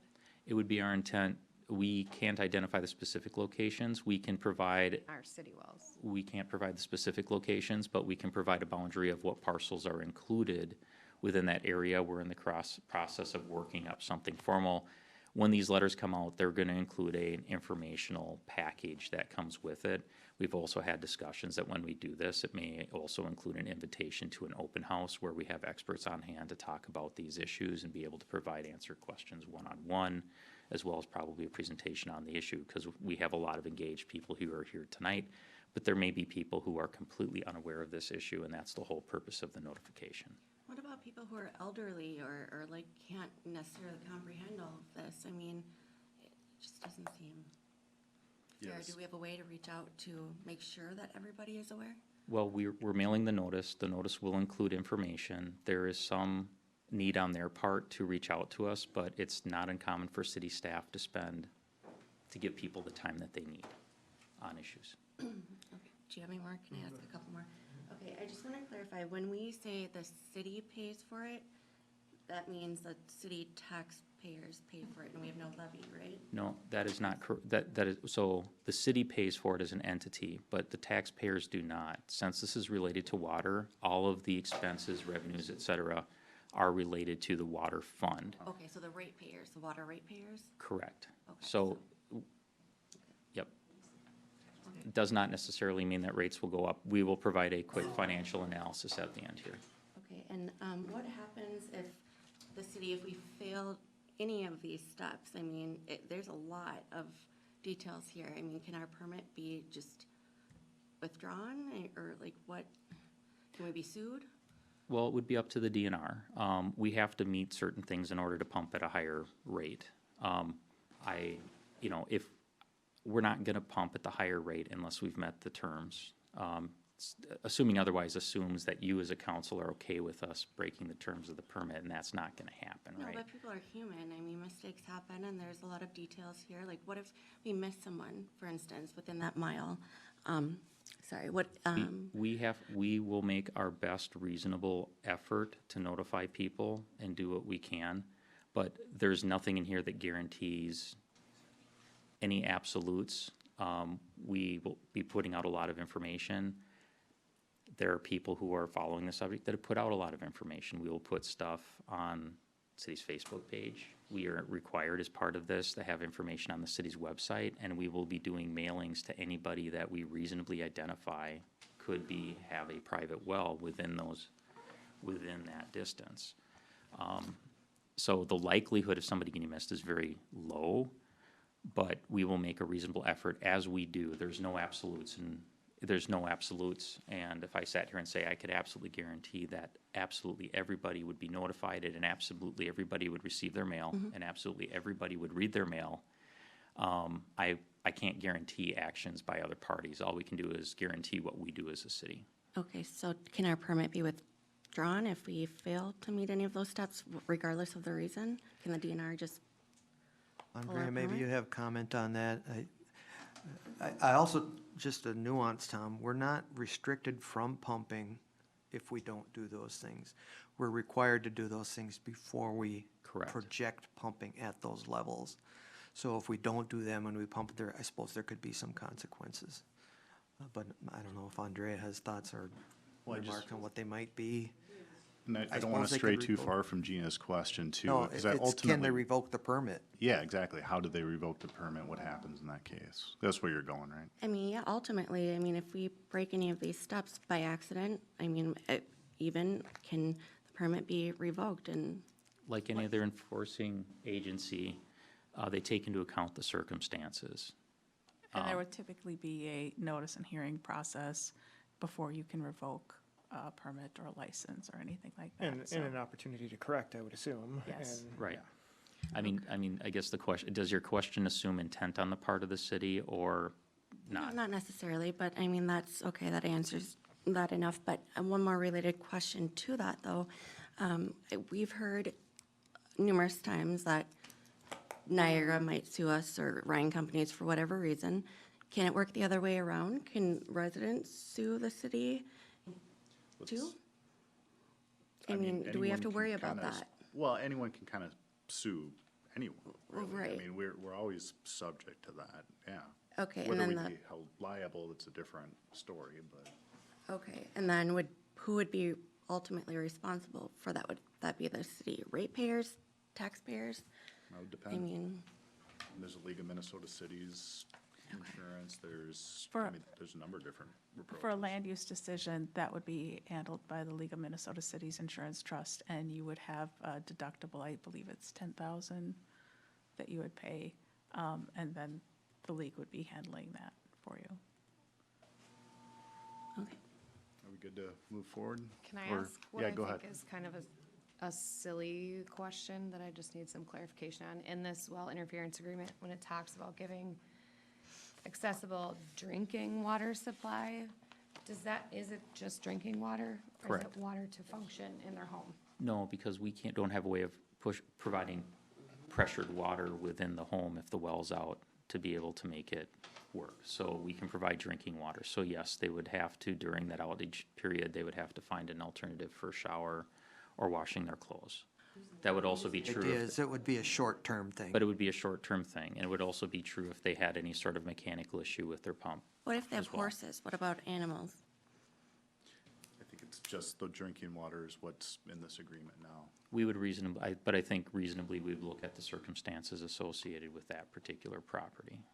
Let me ask, what is the actual action we're to be taking on the water appropriations permit?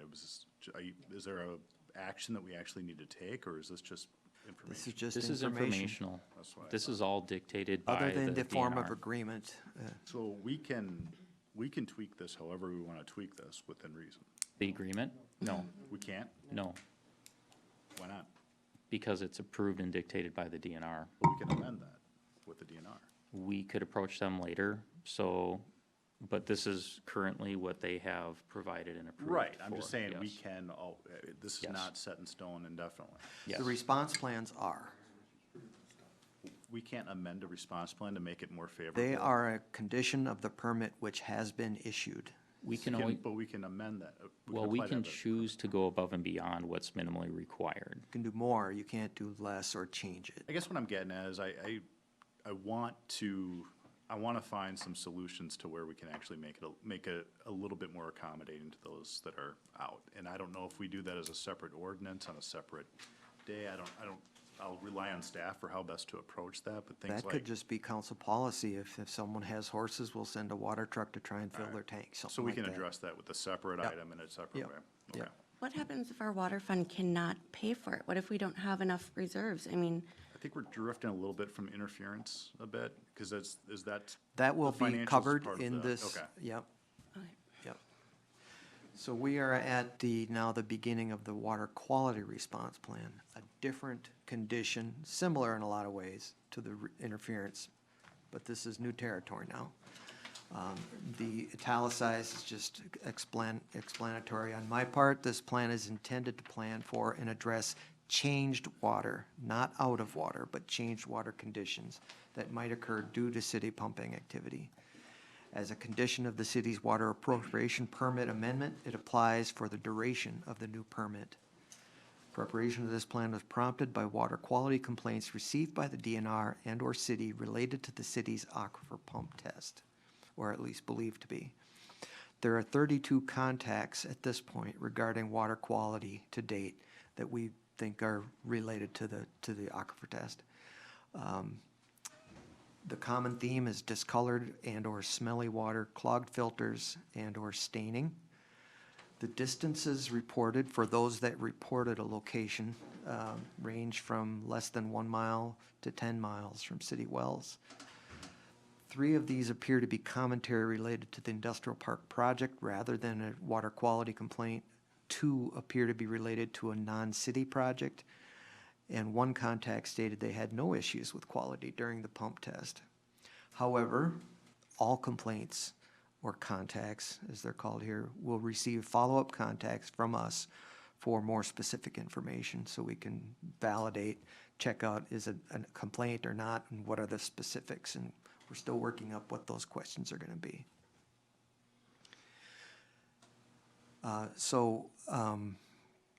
and I'm just gonna follow on Gina, you mentioned that some people haven't heard back. So when I have an email address, I've tried to at least let them know we have their complaint and we'll be reaching out to them. Some I have no contact information for. I only have a mailing address and we haven't done mailings yet. So yes, there are some people that have not heard back from me. Is there a time frame that people can expect to hear back from you or the city, like a couple weeks? Well, you know, I wish I could do it tomorrow. I'd rather do a good job than a quick job. So we want to make sure we're asking the right questions when we push this information out. We don't want to waste people's time. We want to get good information.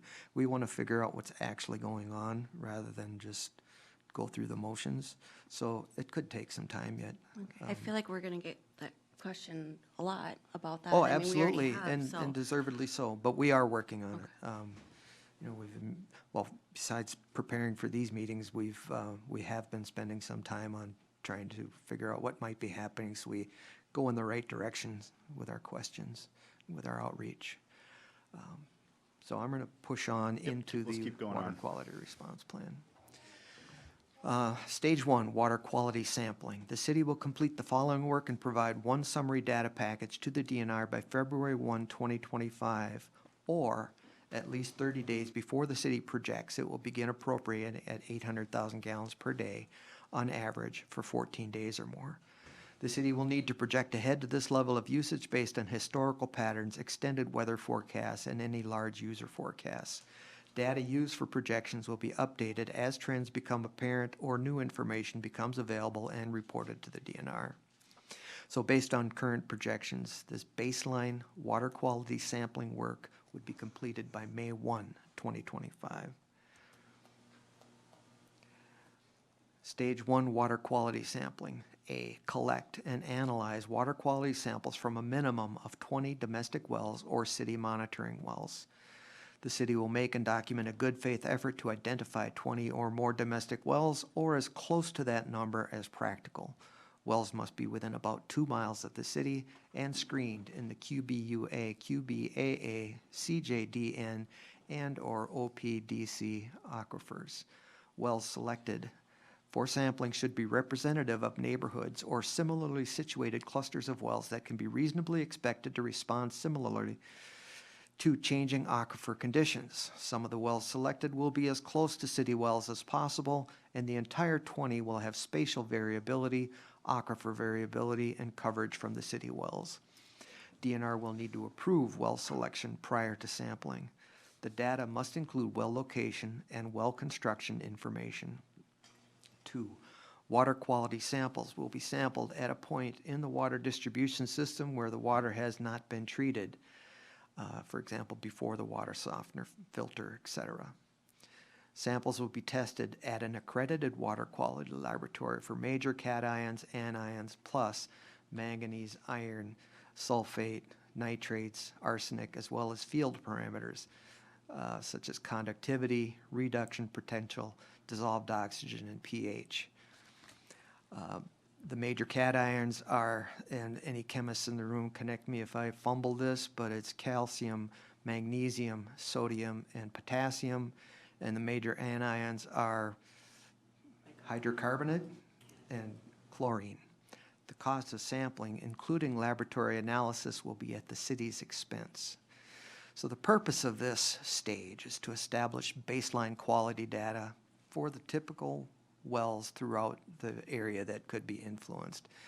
And that'll be held on to so that we can compare it to quality data gathered in later stages or during an actual quality complaint investigation.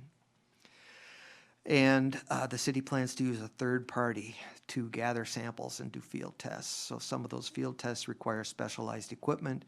The sampling requires specialized know-how so that they don't get contaminated or bungled and lost. And we have made contacts with a professional services firm that specializes in that type of work. Their costs are included in the figures I will be giving you later, as well as the accredited laboratory costs.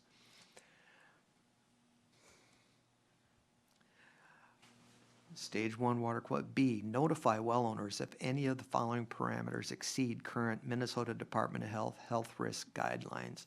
So manganese at or exceeding 100 micrograms per liter, nitrates at or exceeding 10,000 micrograms per liter, and arsenic at or exceeding 10 micrograms per liter. And then we have to retain records of sampled wells and sampled results indefinitely. So we want to ensure well owners know of any parameters that exceed health risk guidelines so they can take appropriate action to manage them. This data would be available before the city changes its pumping regime. So Go ahead. Yeah. Real quick, Rich, before we move on to stage 2, how does the city decide which 20 wells they're choosing? we have to look at the criteria that I just read through. Okay. That's literally it? That is literally it. We may be able to use some contacts we already have, either from the test pumping or from the complaints received. We have lists that we use to prepare for the test pumping, so we'll put together our best estimate of what meets that, submit it to the DNR, and see if they approve it. What do you do if somebody comes forward and says, I want my well to be a test site? If they fit the criteria, we'd be happy to include them, because that would be, that, we anticipate that will be one of the more challenging things, is finding the folks that fit the criteria and are interested in being bothered by this, because there will be 3 visits. Perfect, thank you. Stage 2, notifications. By May 1, 2025, or before the city projects it will begin appropriating 800,000 gallons per day on average for 14 days or more, we have to provide the following notifications. Post information on the city's website and in at least one mass flyer mailing stating, at a minimum, whom well owners should contact at the city if they have water quality complaints, which they believe to be caused by the city's pumping. The mailing must be addressed to owners of parcels located within 2.5 miles of city wells E2, E3, and E4 that are not served by the city's water system. So the schedule of this will depend on seasonal weather, but it could be as soon as June of 2025. The purpose of this step is to notify well owners that the city pumping may soon be changing significantly and who to contact if water quality changes are noticed. If a cause of prior complaints has been confirmed by this notification, the notice will also include information on preventive measures and damage avoidance for well owners. And like we were just talking about a bit ago, this plan sets minimums. If causes of prior complaints are confirmed and common to all or most wells impacted, earlier communications would be planned to allow well owners more time to prepare. Stage 3, repeat water quality sampling steps from stage 1 once during the first occurrence after the city observes pumping rates averaging 1 million gallons per day or more for a period of 2 weeks. Samples will be grabbed but not necessarily analyzed within 7 days of the occurrence of the pumping demand described. The city will provide one summary data package to the DNR within 2 weeks of receiving the information and notify well owners if any parameters exceed Minnesota Department of Health risk guidelines described in this plan. So you can figure out, we grab samples before the pumping increases substantially. Then when the pumping actually does increase substantially, we have to grab another round of samples from the exact same wells for the exact same constituents. So this work must wait for the level of pumping indicated to occur. We can project when that might happen, but we don't know for sure, so we have to watch. So there won't be notice other than to the 20 wells. We'll have to call them to coordinate. We want to come out and sample. If 2025 is a dry year, pumping levels of 1 million gallon per day for 14 days could be reached in June or July of 2025. If 2025 is a rainy year, like 2024 has been thus far, round 2 sampling probably would not occur that year. The purpose of this step is to evaluate whether changes in raw water at wells are observed when the city is pumping at higher volumes for an extended duration. Stage 4, repeat water quality sampling. Again, same steps, same locations, during the period following stage 3 when pumping again declines after a seasonal peak.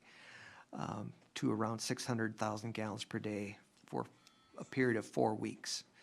Samples will be grabbed but not necessarily analyzed within 7 days of the occurrence of the reduced pumping demand described. The city will provide one summary data package to the DNR within 2 weeks of receiving the information, and again, notify well owners if any parameters exceed current Minnesota Department of Health risk guidelines. This work has to wait for round 2 sampling. We can't do it any other time, and a subsequent subsidence in demand to occur. The schedule for sample round 3 must follow sample round 2. It's anticipated the 3rd round of sample gathering would occur in the fall of the year that round 2 occurs in. It's typically when pumping levels go back down. The last part of the water quality response plan involves investigating water quality complaints. If the city receives a water quality complaint from the owner of a well site located within 2.5 miles of city wells, E2, E3, or E4, or one is referred to the city by the DNR, the city or a delegated party such as their contractor or consultant will A, request that the homeowner provide to the city a description and timeline for the water quality concerns, and results of all water quality samples collected from the well, including the location where the sample was collected, such as kitchen sink, outside faucet, etc. And 3, other information the city may deem useful to investigate the complaint. So just the reason why the location is important, water sampled at locations where it's already passed through an in-home treatment system can alter the parameters needed for us to compare to baseline data. We're looking for changes in the raw well water out of the aquifer, not changes out of a tap, because we can't control that necessarily. Can we just talk through that a little bit more granular? I mean, maybe this is a dumb question, but does someone just fill up a bottle of water and bring it in? Or like There how could be a does- multitude of different types of treatments. Some might have softeners, some might not, some might have iron filters, some might not, some might have RO, some might have a train of things. So our responsibility is for the water in the well. Right. So we're gonna draw baseline data for water from the well before it's treated by anybody in any way. So when we get quality complaints, we want to compare that same apples to apples. Is it from the same the same raw water? So just so I understand practically, Jody's mentioned issues with her well in the past. Jody, she's not responsible for bringing water into us. She reports a problem, we go out, we collect the water, and we We'll test. go out and collect a sample, but if they have samples, we'll take it. We just want to know where it's from. No, so I we- get it. I just Yep. wanted to get my head around it. Thank you. Yep.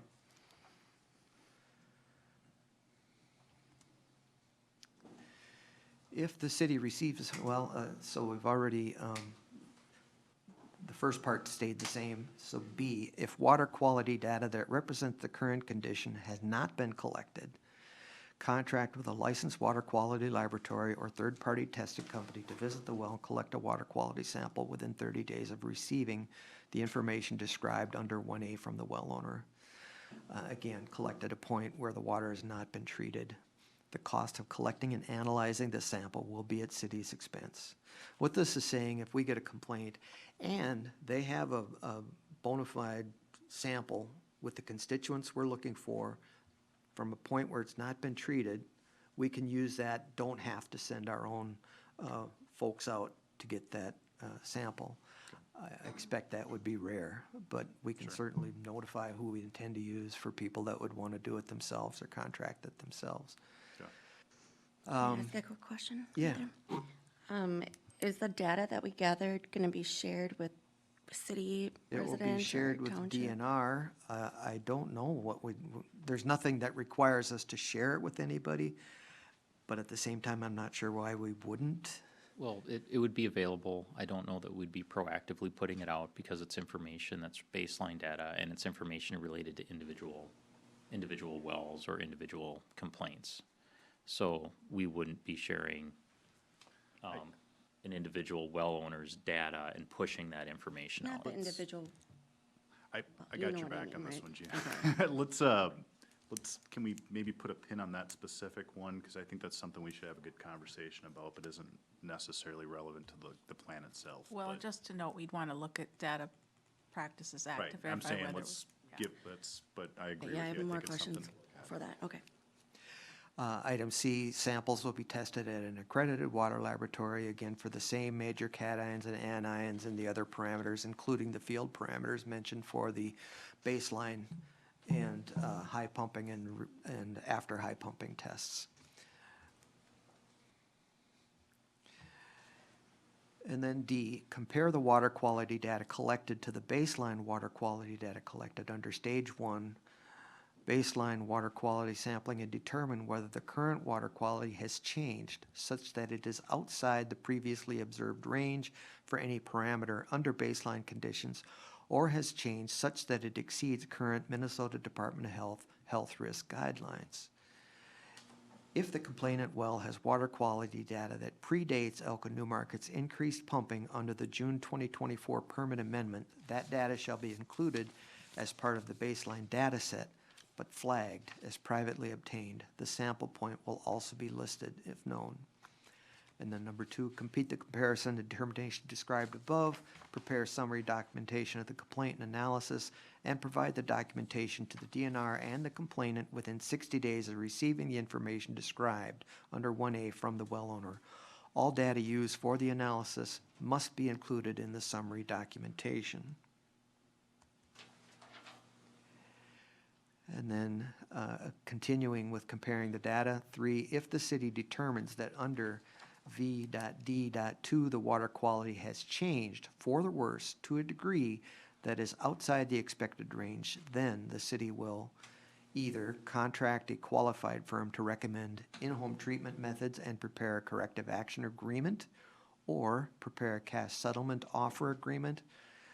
And then corrective action or settlement agreements shall consider capital costs and may consider ongoing operations, maintenance, repair, or replacement costs only to restore to prior conditions.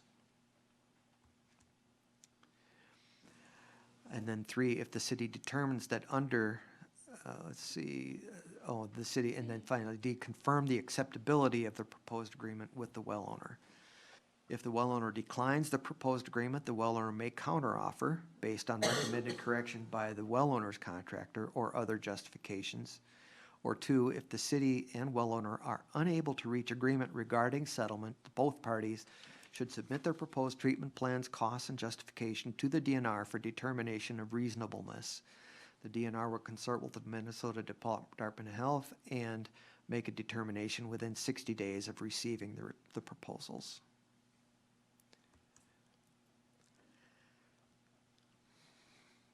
And then finally, the city will implement the agreed upon or DNR determined treatment method at the city's expense within 60 days of the well owner confirming the acceptability of the city's proposed solution, or within 60 days of the DNR's determination. And then finally, if the city determines under V.D.2 that the water quality has not changed to a degree that is outside the expected range, and the well owner does not agree with their determination, then the well owner may request DNR review of the water quality complaint. And as with all other sections, we have to retain all records of water samples and water quality complaints and analysis and submit those to the DNR upon request.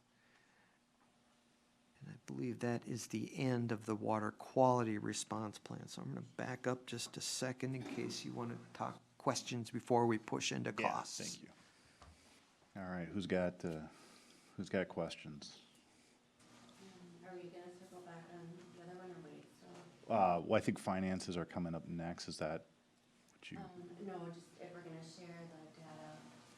I'm thinking like a different meeting, so we're gonna need to get some answers to some privacy stuff on that. Yeah, it's privacy on one hand and public data on the other. We have to sort Right. that out. There wouldn't be any reason that we couldn't like generally share results of the water quality test Well, or the samples. In quick sampling of the council, is anyone opposed to trying to make this information available publicly? No. So we're gonna figure out a way to do it. I think we need to give staff a little bit of time to figure out the best legal approach to do it. Does the DNR need to approve like any minor variations or anything that the city deems appropriate? If you've been watching, We have to send them everything, yeah. I mean, historically, they're pretty slow at getting back to us, and we all know this, and, I mean, We'll worry about what we can control. I mean, we can't really control their response time, but I think, I don't know, I really want to come up with some more tighter response plan. Not that there's anything terribly wrong with it, but just some basic things like waiting 14 days to get a I mean, some of that stuff, but I think we're gonna attack that probably at a future meeting and tighten that up, because I don't know that we can do that at this meeting. Well, I mean, I appreciate that those timelines are in there, and then we can hold them accountable. Let's give the benefit of the doubt. I mean, they're gonna give us the benefit of the doubt that we're going to meet our timelines too.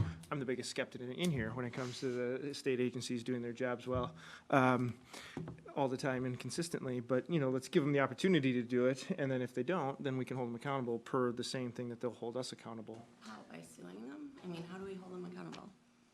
Let's, The DNR, no, I mean, we're we accountable to we them. can't control everything, but we can have those discussions, we can raise those issues, and, I mean, I don't know what you're asking.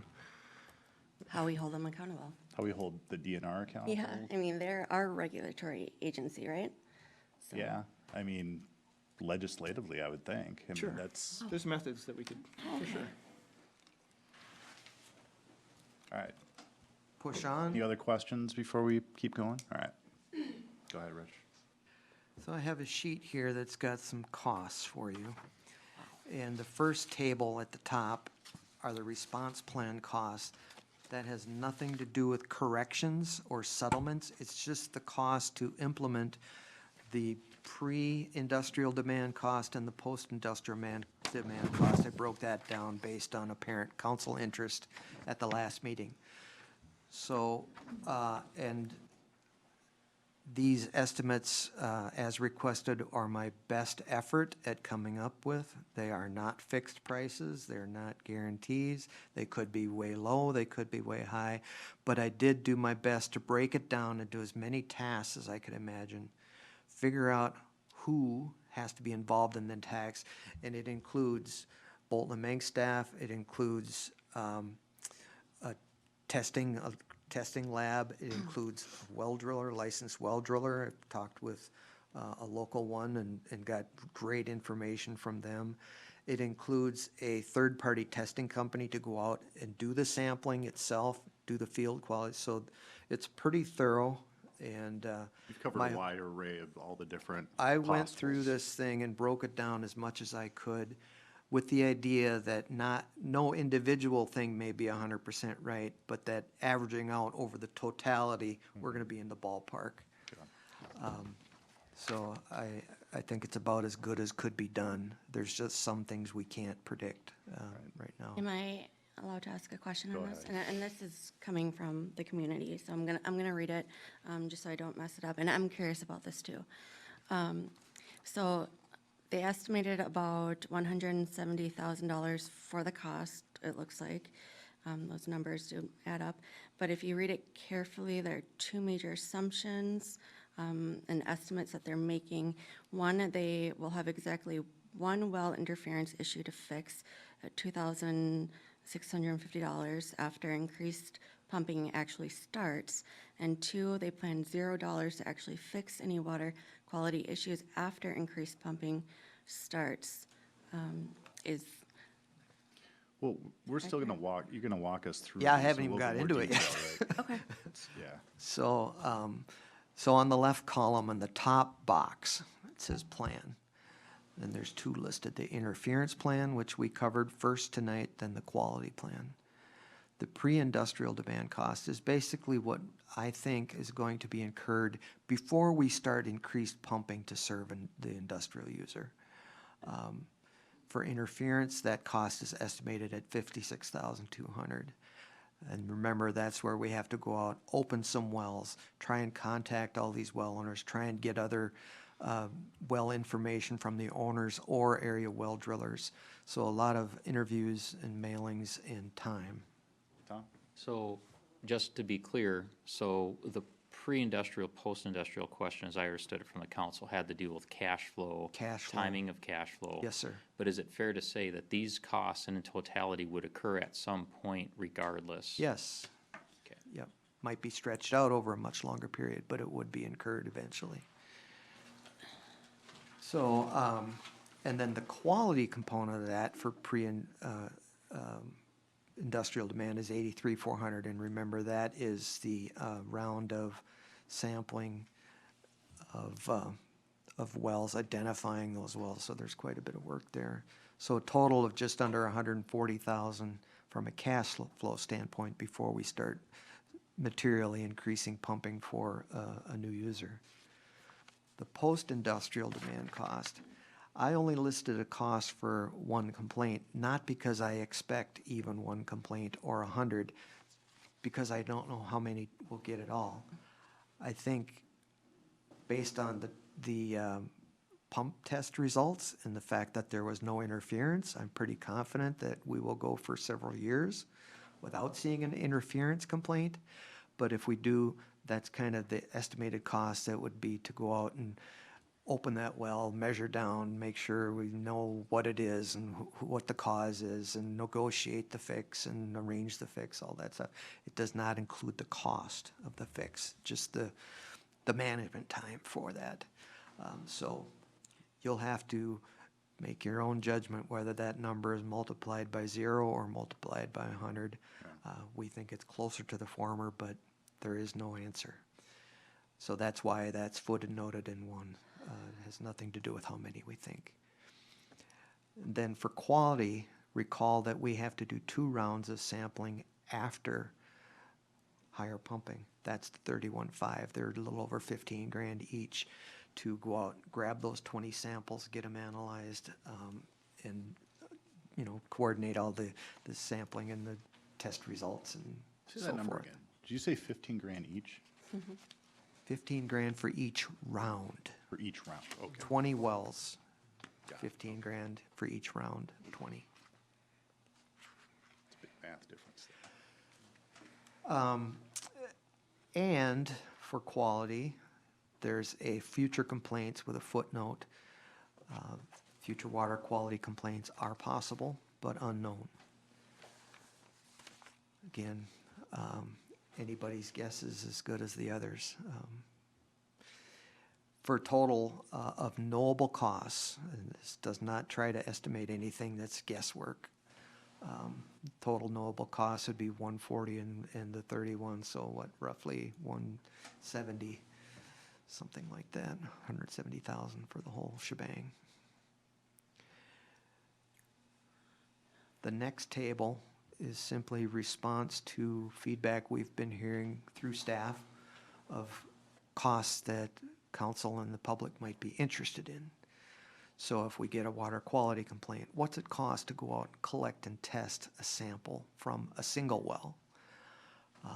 If you take the cost that I assumed for 20 wells and apply it to that, 15 grand divided by 15, anyway, it's about 750 a well for 20. But testing 1 is a little different than testing 20. It costs the same time to drive from wherever the sampling company's office is to Elko New Market for 1 as it does for 20. It costs the same to deliver samples to Bloomington for 1 as it does for 20. It's going to be more to do 1 well than it is for 20. However, if we get any quality complaints, I would guess it would be more than 1. And so there may be some coupling there. But that gives you an idea of a per incident. And that's just collecting the sample. That was the question asked. Responding is a different matter.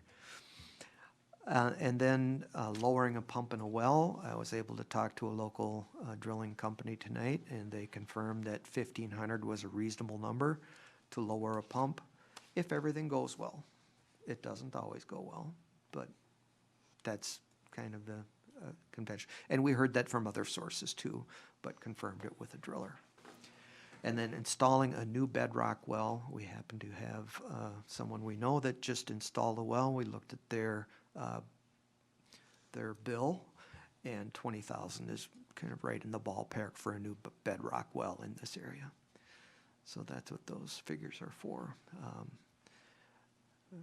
Not that we expect to use especially that last one, but it, I suppose, could come up. Now you at least know the figure, so. Yeah, I mean, and I brought this up, and I think Josh brought it up too, and maybe others. I recognize there's really no accurate way to, figure out what the total cost could be. So I just want to say I appreciate you drilling this down as Oh, my best as neck you is could. way out there. I know.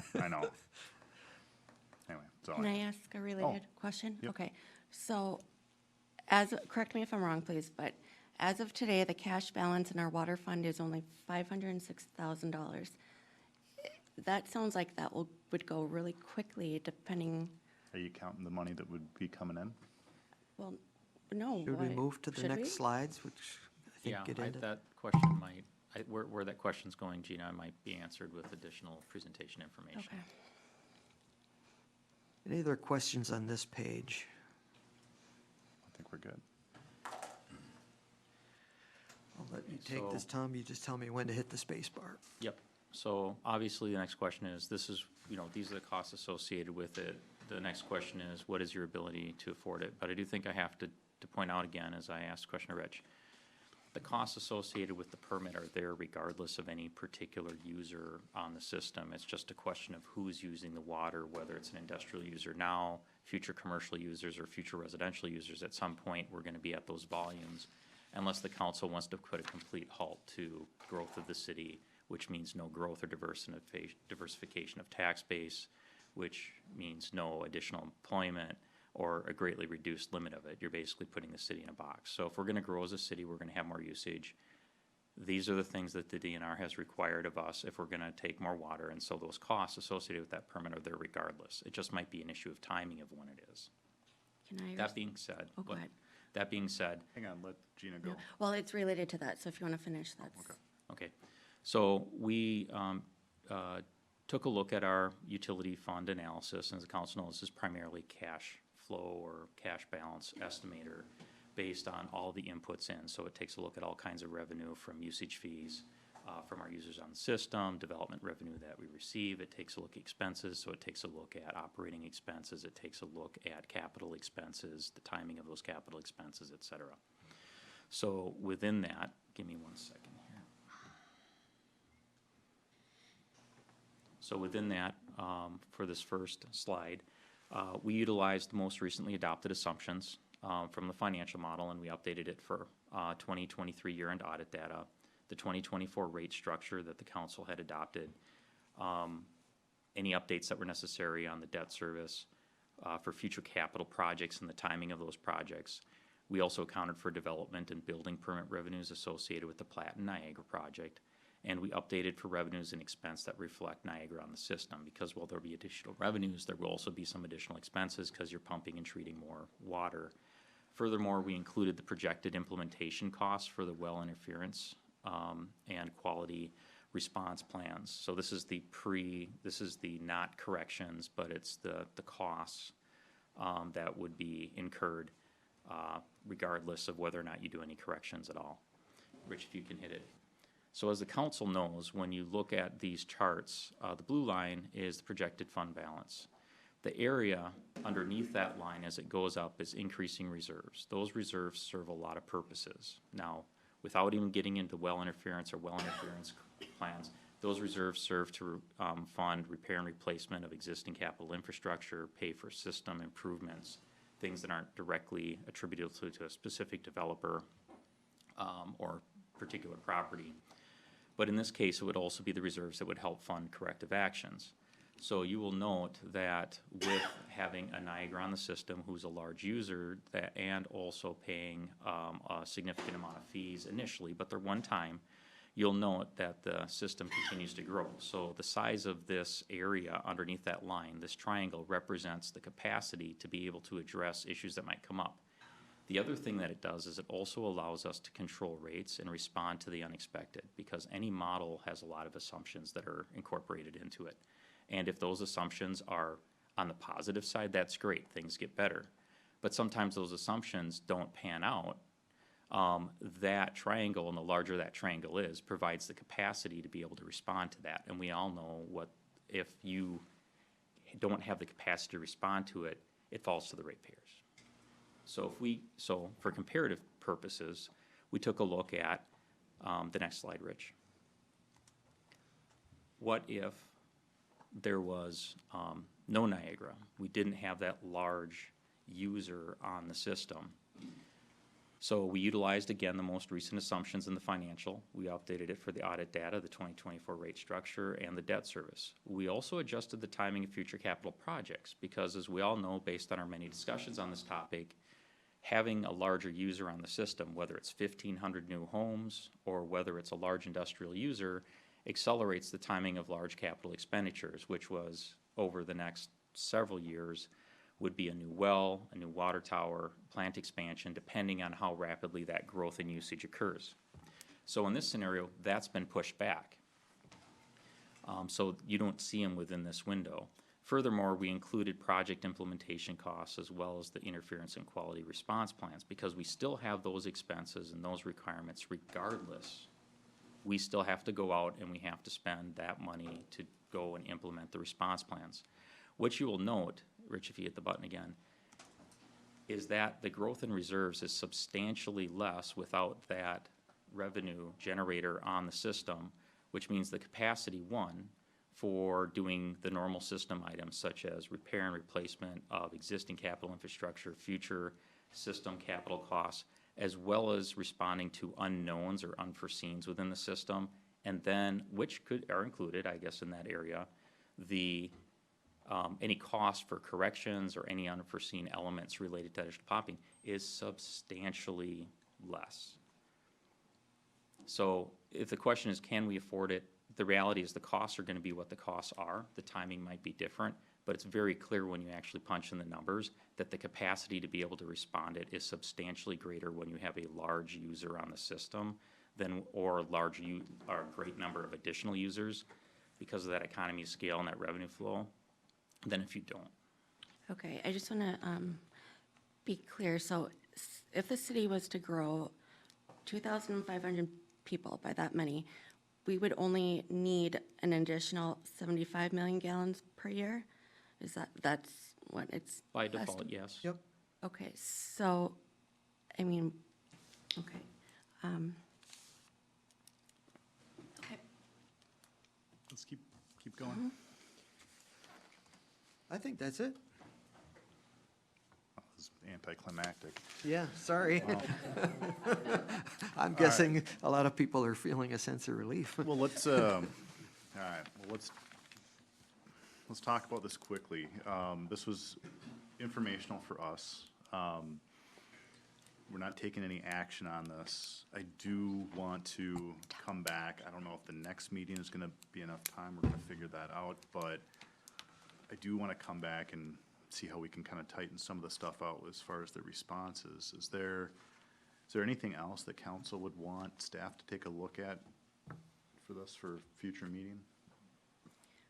Or is there any other just general opinions on I this? would feel more comfortable if we could postpone the vote because it is directly related until we can get more of this sorted out.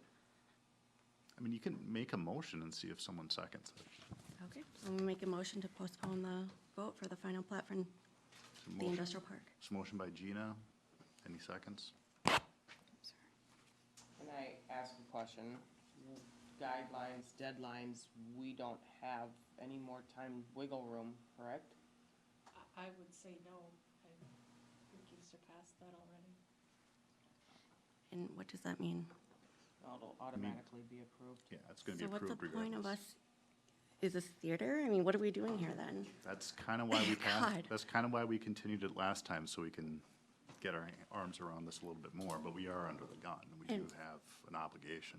What's the worst case scenario if we say no, if we deny it? What, Gets approved by the state statutorily. That might not be the worst case, just, there are possibilities for damages to who? you should be aware of, that the city could end up paying depending on the possible, legal theory. One of which could be, if there was equal protection claim, due process claim, So it's possible it's damages, I can't say for sure. Who would we face damages from exactly? I'm not clear. Yeah. From the applicant, right? Speak up. Okay. Here.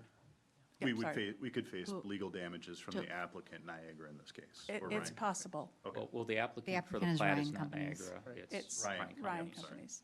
But I thought with the pre-approval that all liability or whatever is on them, like if we, Not in the event of a denial by the city, if that denial perhaps was based on a due process violation or an equal protection argument. Or failure to meet standards or something like that. Like they didn't check the boxes that are required by code, and we denied, and the final plat didn't do that. But staff has reported to council that they have met the standards of the code and they have satisfied the conditions of the conditional approval of the preliminary plat. we've already satisfied all the conditions for our water permit. It looked like a lot of conditions. It's normal for permits, and we do it as a city, to issue permits with conditions on them. For it to remain in effect, you have to, so our current permit, water appropriation permit, has conditions in it. Not all of these are new or additional or modified. It's not uncommon within the government sphere, the permitting or regulatory agency, to issue permits with conditions on it. So the fact that, and some of these conditions can't be satisfied until you get down the road, and the DNR has tied additional pumping to meeting some of those conditions. So our approval, the condition on the preliminary plat approval was that they issued the permit. There is no doubt, and conclusively and absolutely, the DNR has issued the permit, and that condition has been satisfied. Okay, so real quick, I just want to make sure I have this clear.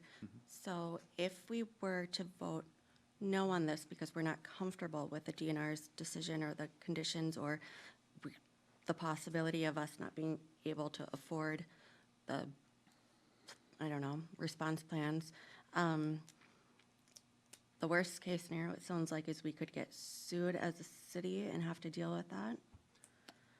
Yes. And still have it approved and still move forward. And it wouldn't be on hold if we vote no, like it would still be approved tonight. No, No, it wouldn't be you- approved. If you voted to deny it, it would not be approved. And they would need to request the court to have an order that it is deemed approved. Okay, so it's not an automatic. We would have, you if can they correct don't me, I mean, vote you on can, I'm not gonna speak, I'm not the lawyer. Right.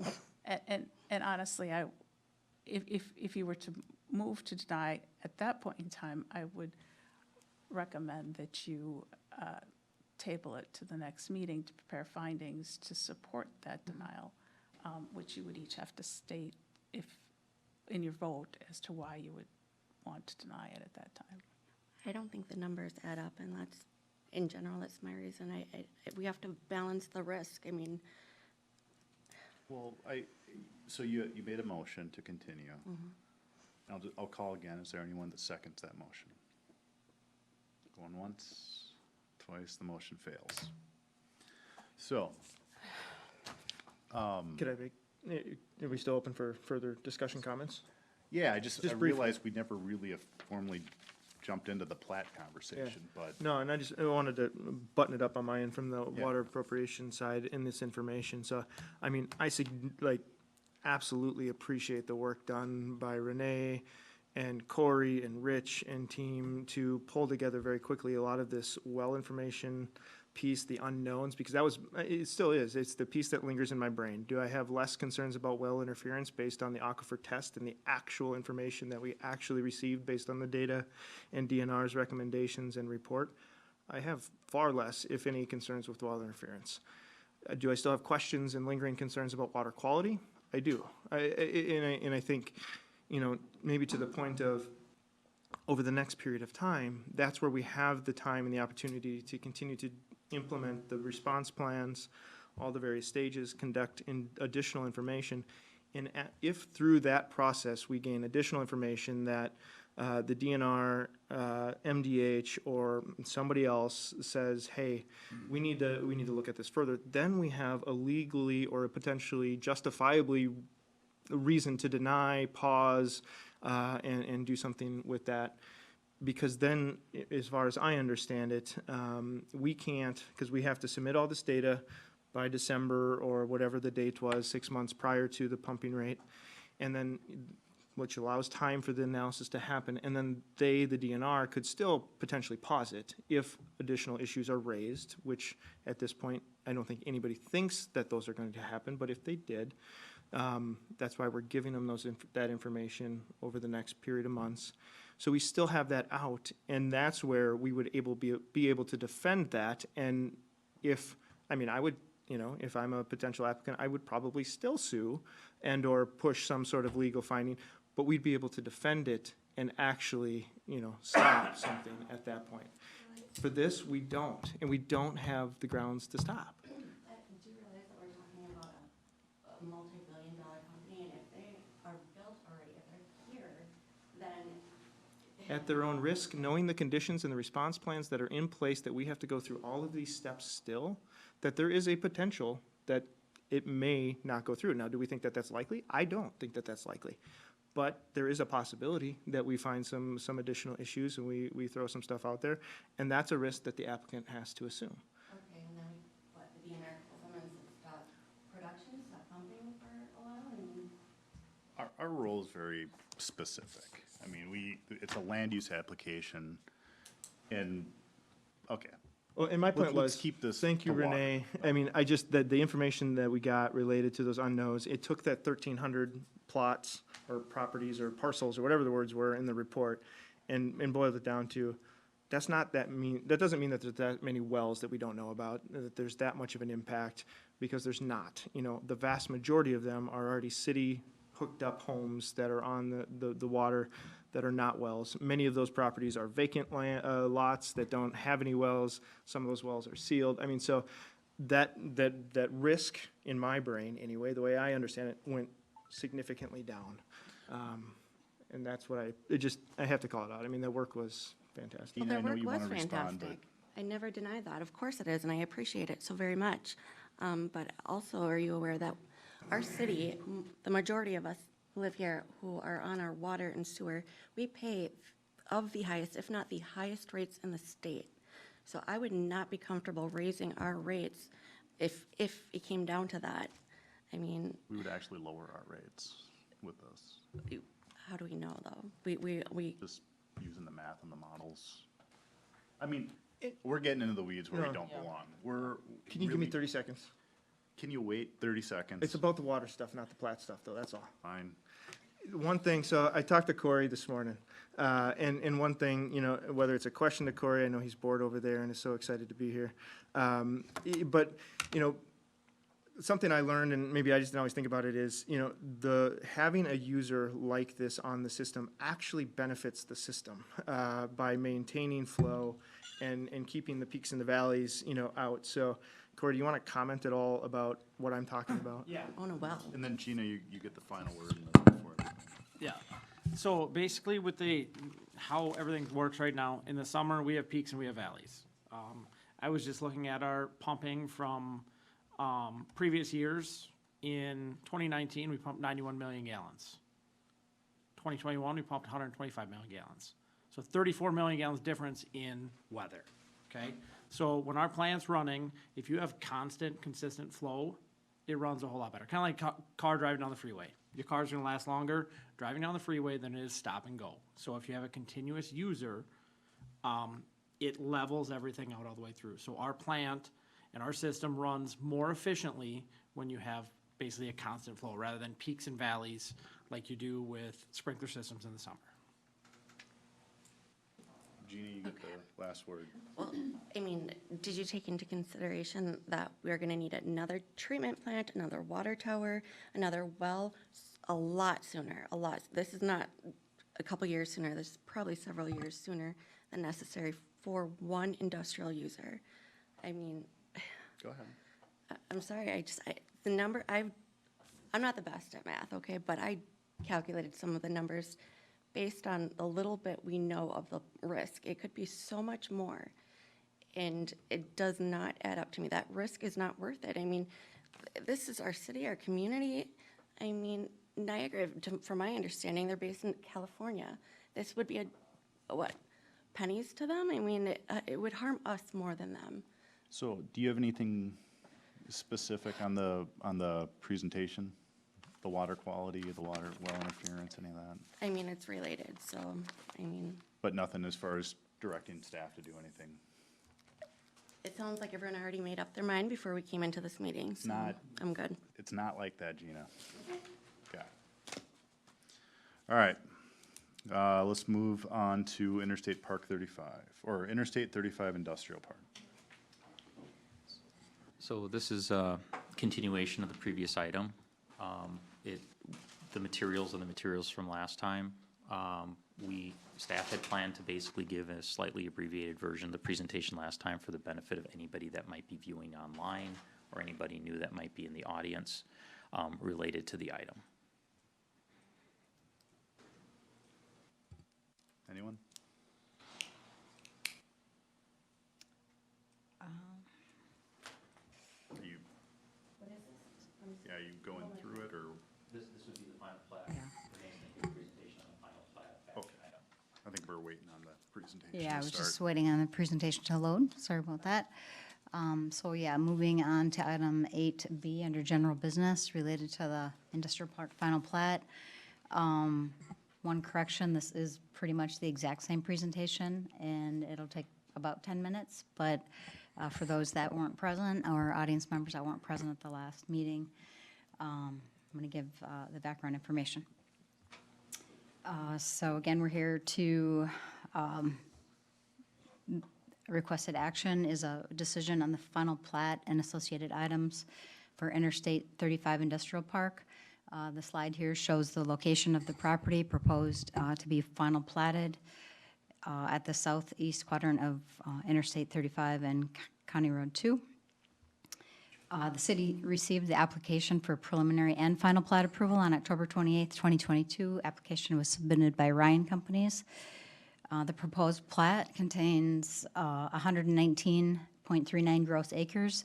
There's one lot that's proposed to be platted at this time, containing 28 acres and 3 outlots. 2 outlots would be reserved for future development. 1 outlot would be containing a stormwater pond would be conveyed to the city at this time, and the plat contains 8.3 acres of road right-of-way dedication. The city's planning commission conducted a public hearing regarding the preliminary plat on November 29th, 2022, and provided a recommendation to the city council. Following recommendation for approval from the city council or from the planning commission, the allowance of multiple opportunities for public input at city council meetings, the city council approved the preliminary plat application on April 13th, 2023. The city council adopted resolution 23-17 granting approval of the preliminary plat. Again, it's at this preliminary plat stage that the city has the most discretion in evaluating applications against its ordinances. This is the time to impose conditions that address any concerns the application may generate. It sets conditions and guidelines under which the final plat approval can be obtained. After a plat is preliminarily approved, changes should generally be limited to meeting requirements imposed as a condition of the preliminary plat or to meet any legal requirements under city ordinance or state or federal law. This is a graphic depiction of the preliminary plat that was approved. Resolution 23-17 is a 4-page document that outlines the city's approval of the preliminary plat. It included 23 conditions related to its approval. Conditions are very common during preliminary plats. Most conditions are fairly standard in nature, such as the developer must enter into a development contract with the city or standard conditions. After preliminary plat approval, state statute allows the applicant to seek final plat approval.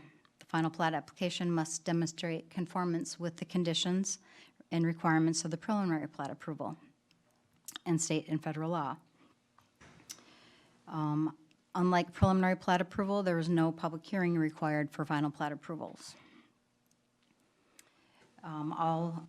Staff considers all conditions that were placed on this plat normal and typical, with the exception of condition number 23, which stated that the final plat approval should be subject to the DNR's approval of the city's request to amend the water appropriations permit to allow up to 365 million gallons of water annually. On June 12th, 2024, the DNR issued the city's water appropriation permit findings of fact and conclusions in order of the commissioner. All conditions placed on the preliminary plat pursuant to City Resolution 23-17 adopted April 13th, 2023 have been addressed in the final construction plans, the development contract, and by the city receiving the water appropriations permit. The city engineer has issued a memorandum approving the construction plans for the development. Minnesota statute outlines timeframes that the city must process, approve, or deny applications. Related to final plat, the application pursuant to state statute, applications must be processed within 60 days. The 60 days runs from the date of the application, not that the date that the last condition was met. This is a graphic depiction of the final plat. Approval of the final plat is solely an approval of the subdivision of the property owned by two property owners identified on the plat, and the applicant is Ryan Companies. The approval of the plat essentially approves the layout of the property into lots and blocks and lays out the requirements for the public improvements serving the lot. Final plat approval is not approval of Niagara. However, it does create a lot that is proposed to be purchased by Purple Rain Properties, also known as Niagara Bottling. Also included with requested actions tonight, there is an assessment currently levied against one of the parcels in the plat, and the balance of the assessment is proposed to be reallocated to one of the newly created outlots within the plat. So there's on the agenda a resolution approving reapportionment of assessments and an amendment to a special assessment agreement that we have with the underlying property owner. There is a budget impact of approving this plat to the city. The plat will have an immediate net positive impact on the city's infrastructure funds as follows. These fees are to be paid by Ryan Companies. These do not include any fees that would be receipted into the city by Niagara Bottling associated with their building permit. $184,000 into the city's park fund, $9,700 into the city's stormwater fund, $33,000 into the sanitary sewer fund, and $289,000 or $290,000 into the city's water fund for a total of $509,239. Can you go back a second? Why does it say net for water truck fee? The reason that it says net is because there is public infrastructure that the developer is building for the city as part of this plat. Got it, okay. Got it. That will serve areas outside of this plat. So they're getting a credit for the work they're doing for the city. They're spending hundreds of thousands of dollars to build infrastructure that will serve properties outside of their plat boundary. This is common for things like This is common. oversizing or force mains. Oversizing. It's just a Yeah. quick question. Yeah. I'm good. We can keep moving. City Council is being asked to adopt Resolution 2442, approving the final plat and development contract. Approve the stormwater maintenance agreement with Wires Properties LLC, and a stormwater maintenance agreement with Purple Rain Properties LLC. Those two agreements are needed, are just obligation of the property owners, requirements to maintain stormwater ponds on the property. And council is being asked to adopt Resolution 2445, approving reapportionment of special assessments, and also approve an amendment to the special assessment agreement with Wires Properties. Are you looking for 5 separate motions and actions, or one, or how do you want to approach that when we get to that point? I would be, I think everything can be handled in one motion. Andrea, you good with that? Yep.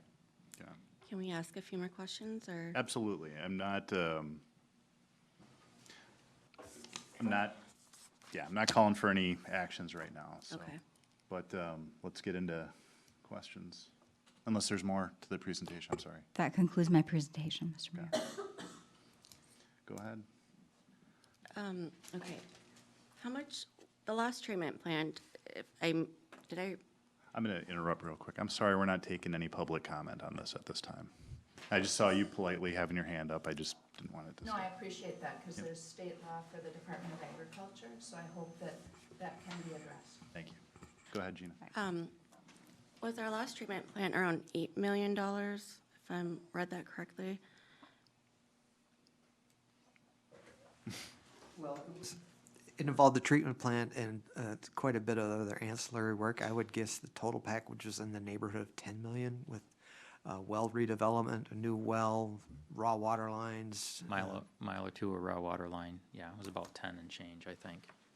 So all this money, and correct me if I'm wrong, please, but all this money that's going to be infused into our water and sewer fund, I mean, essentially, it needs to go towards the infrastructure to support the bottling company.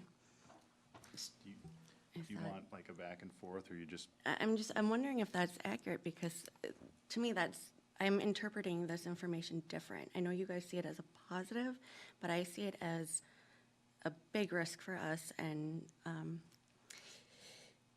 then also, is there any way that we can approve the industrial park without approving that one plat that we already know is for Niagara?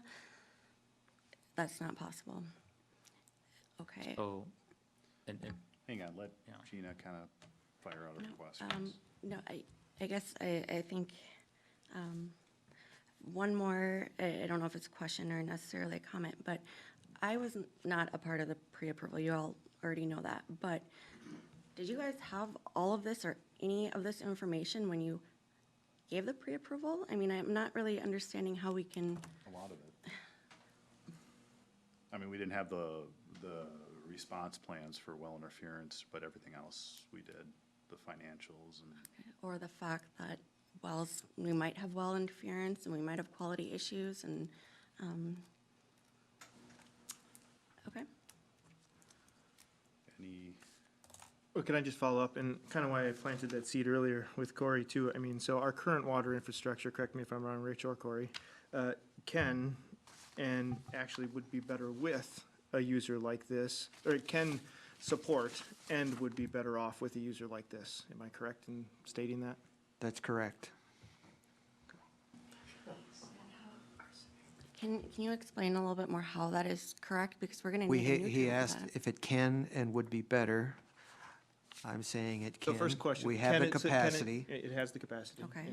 And Corey just testified that it would be better. It runs more smoothly when it's running on an even keel rather than very spiky and barely running and then barely running.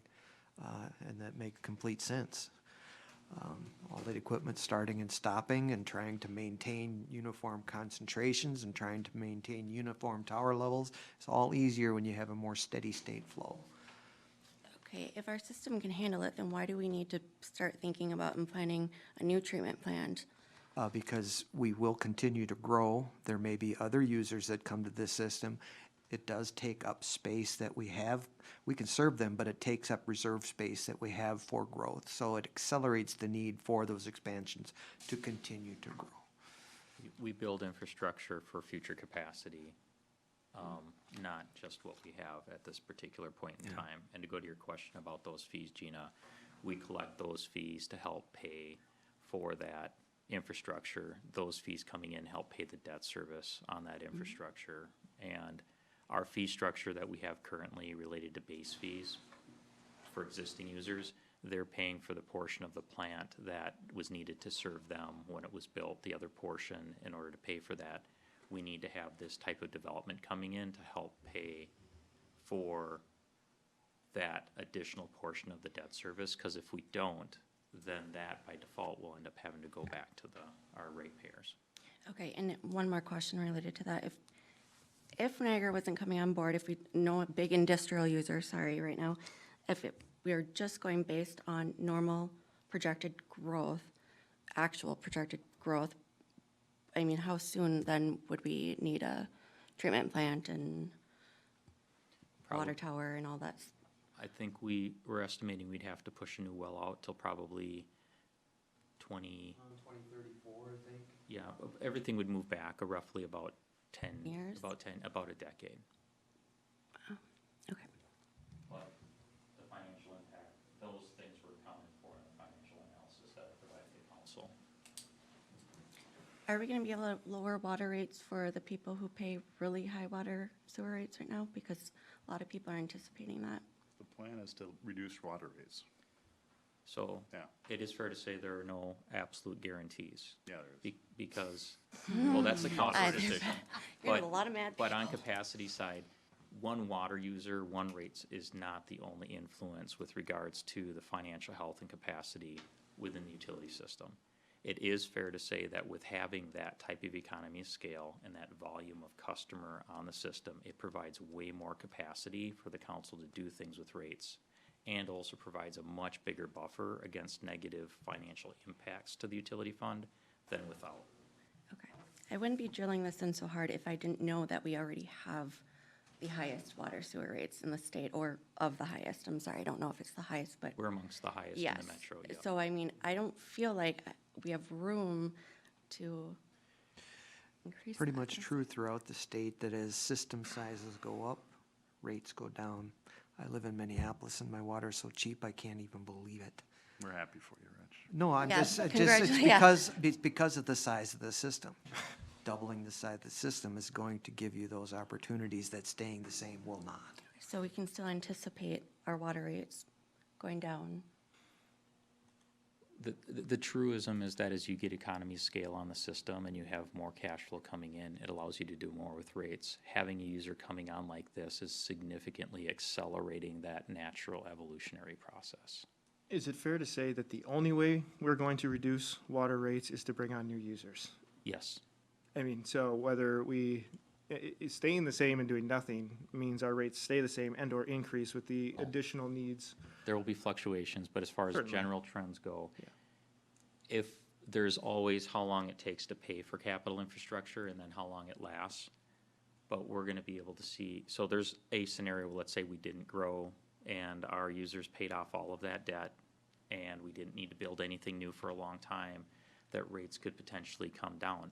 But even with those big pieces of infrastructure, we still have to do a repair and replacement on existing pieces of infrastructure. The bigger your system is, the better it is for you able to handle that, and the better it is to buffer your ratepayers, given other circumstances on the system. That is a fair general statement.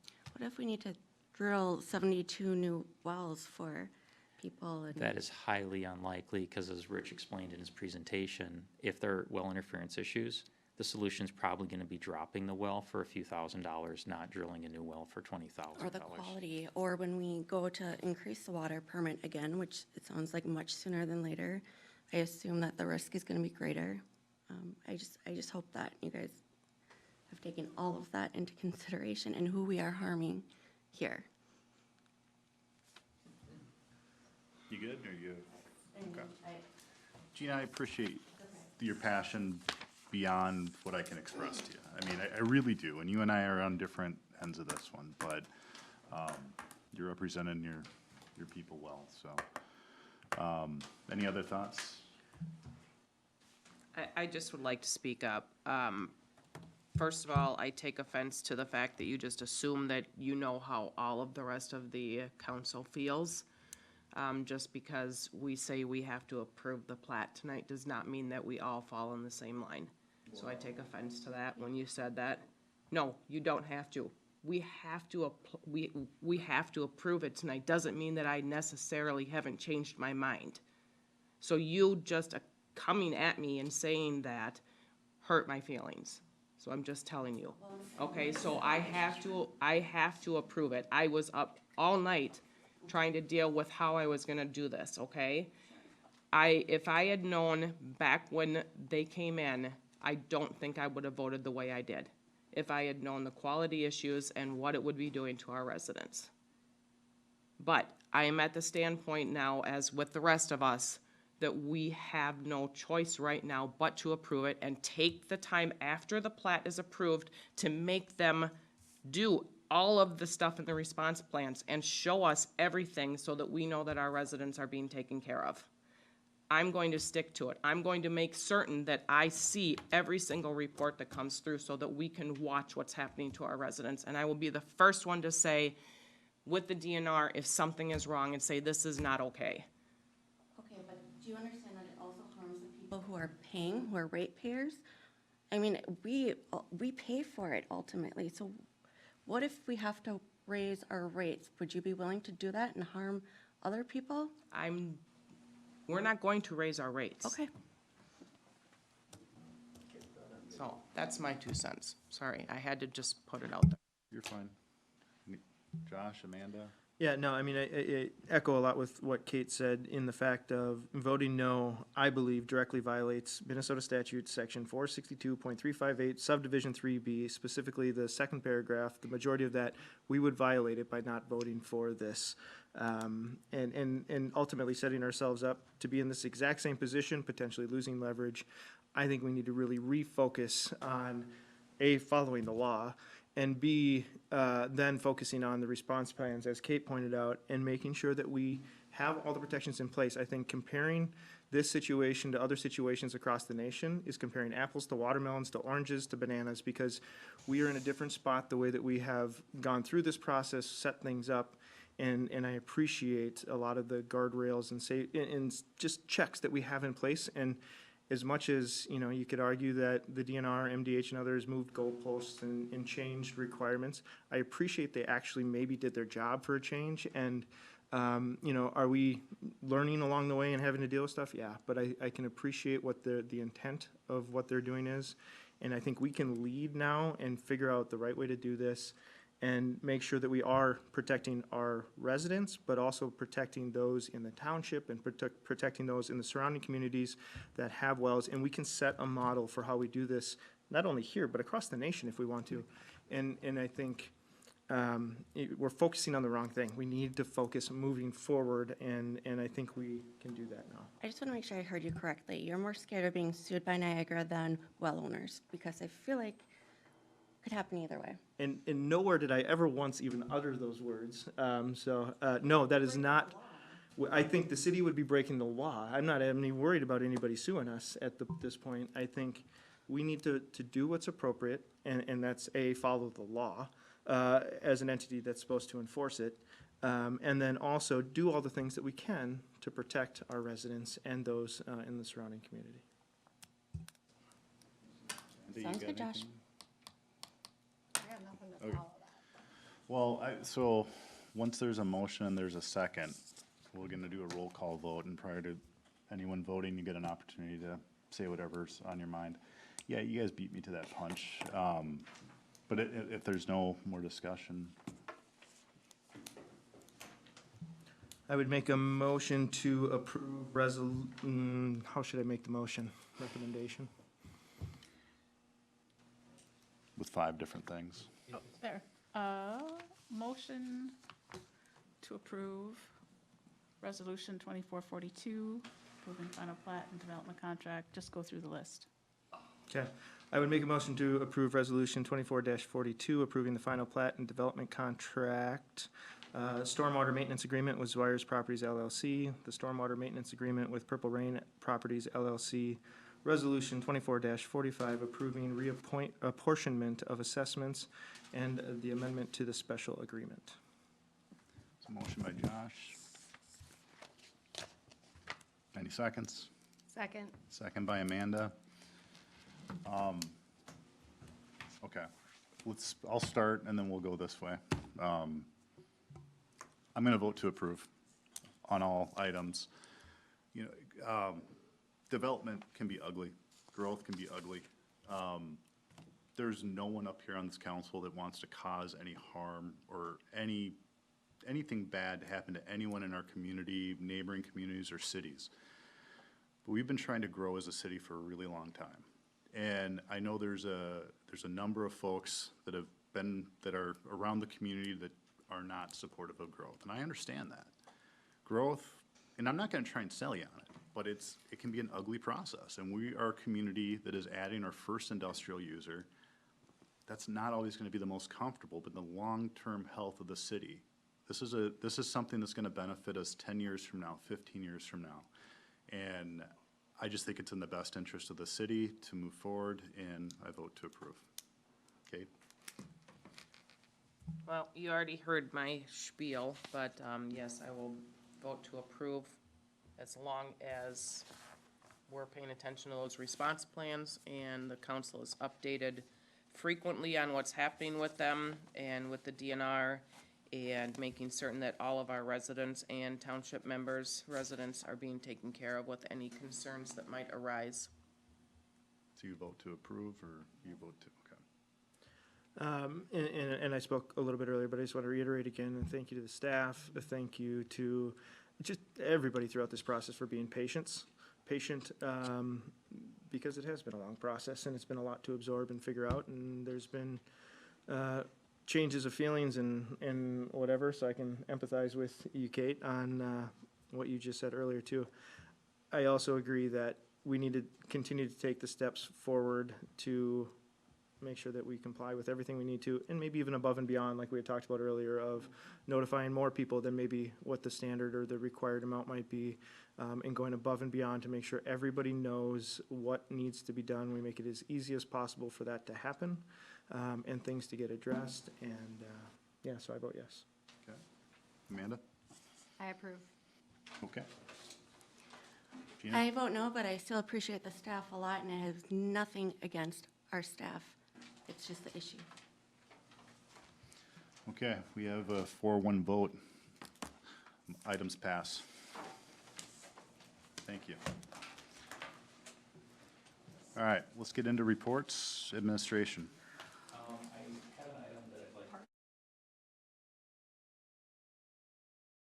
council to correct on. I feel it's really point back, I think, based on all the policies that I need. This approval of an administrative action. So rental fees for a park shelter during fire rescue is their current, our past practice with regards to local nonprofits. When they use the Wagner Park Shelter has been they use it free of charge off and on peak times. So that basically be like Monday through Friday outside of the business. And otherwise, it's a high demand facility and paying customers come and utilize the facility during those summer months, Friday, Saturday, and Sunday.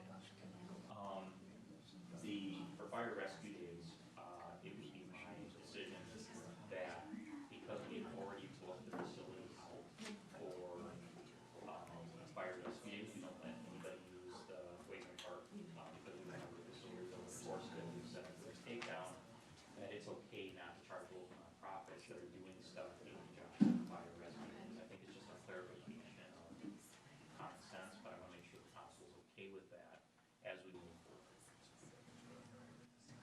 Yep. Okay. Okay. Anything else before we move on? You good? No, any questions? No, we haven't had a report from Corey in person in a long time. It's been a little bit, but I'm here. But We got a couple parks done, so Boulder Heights is done, Woodcrest is done. Been working on Fire Rescue Day stuff, and you'll see a guy hanging from the New Market Tower, getting all the mildew cleaned off the outside. So that's about it. We've just been super busy with the rain, and we're busy. So appreciate it. thank you. Chief? Well, on a less controversial note, Officer Barry is doing well on field training, and looks like we're going to move him off early to solo patrol beginning of July. So you should see his sunshiny face out there driving around by himself. So we're excited about that. And I want to do a special shout out to Officer Garais. He has been the primary field trainer for us, and he has been training almost constantly for the last probably year with all of our new officers. And I can attest personally that takes a lot out of you riding around with someone trying to kind of babysit, train, watch out for them day in and day out in the same squad for 12 hours. So just a special shout out and thanks to him. And then we're looking pretty good for the parade. We've got reserves with Scott County coming, mounted posse, and then we'll have several officers there as well, so that's it. Thank you. Rich? I know you've heard quite enough from me. However, I'm pleased to report that the 2024 pavement rehab job is done. All the streets are paved. The reconstruction project was to be paved today. The crew got delayed in another town till afternoon and then rained out. But if the weather holds, they will be paving tomorrow, so at least the key streets in the area of fire and rescue days will hopefully be black before tomorrow night. Will that include St. Joe's? That's the main street I told them to get done. Thank you. Community development. We had a planning commission meeting on Tuesday night. The planning commission toured the apartment building that is under construction, nearing completion. Gina was able to join us for that, and it's looking like mid-July. All right. Do they have any plans for the second? I mean, obviously they want to lease up and get things moving, but have they mentioned anything about the second They portion? haven't mentioned anything about the second. I didn't specifically ask them during the tour. They do have a number of leases signed. They were going through, we were going through different apartments, and they were saying, you know, this one's leased, this one's leased. So they are struggling with permanent power. That's one of the big hangups right now. Can't remember. Rich joined us too. I don't remember who the power provider is, but. We won't name names. Yeah. No, they said they are not worried. He said he has not lost 1 minute of sleep worrying about whether this is going to get filled up. So, Thank you. Parks, I mean, there were minutes in the packet. Anything else need to be passed on? No? All right. CCEC. We met last week or 2 weeks ago, I'm not sure. Yeah, I think it's Fire Rescue Days talk, organizing that, getting the volunteers. I would like to, well, Jody's gone now, but Jody raised, I think, over $13,000. Is that the right number? Or assisted, and got sponsorships, and I think that's phenomenal, so. Awesome Kudos job. to you guys too on the Fire Rescue Days committee.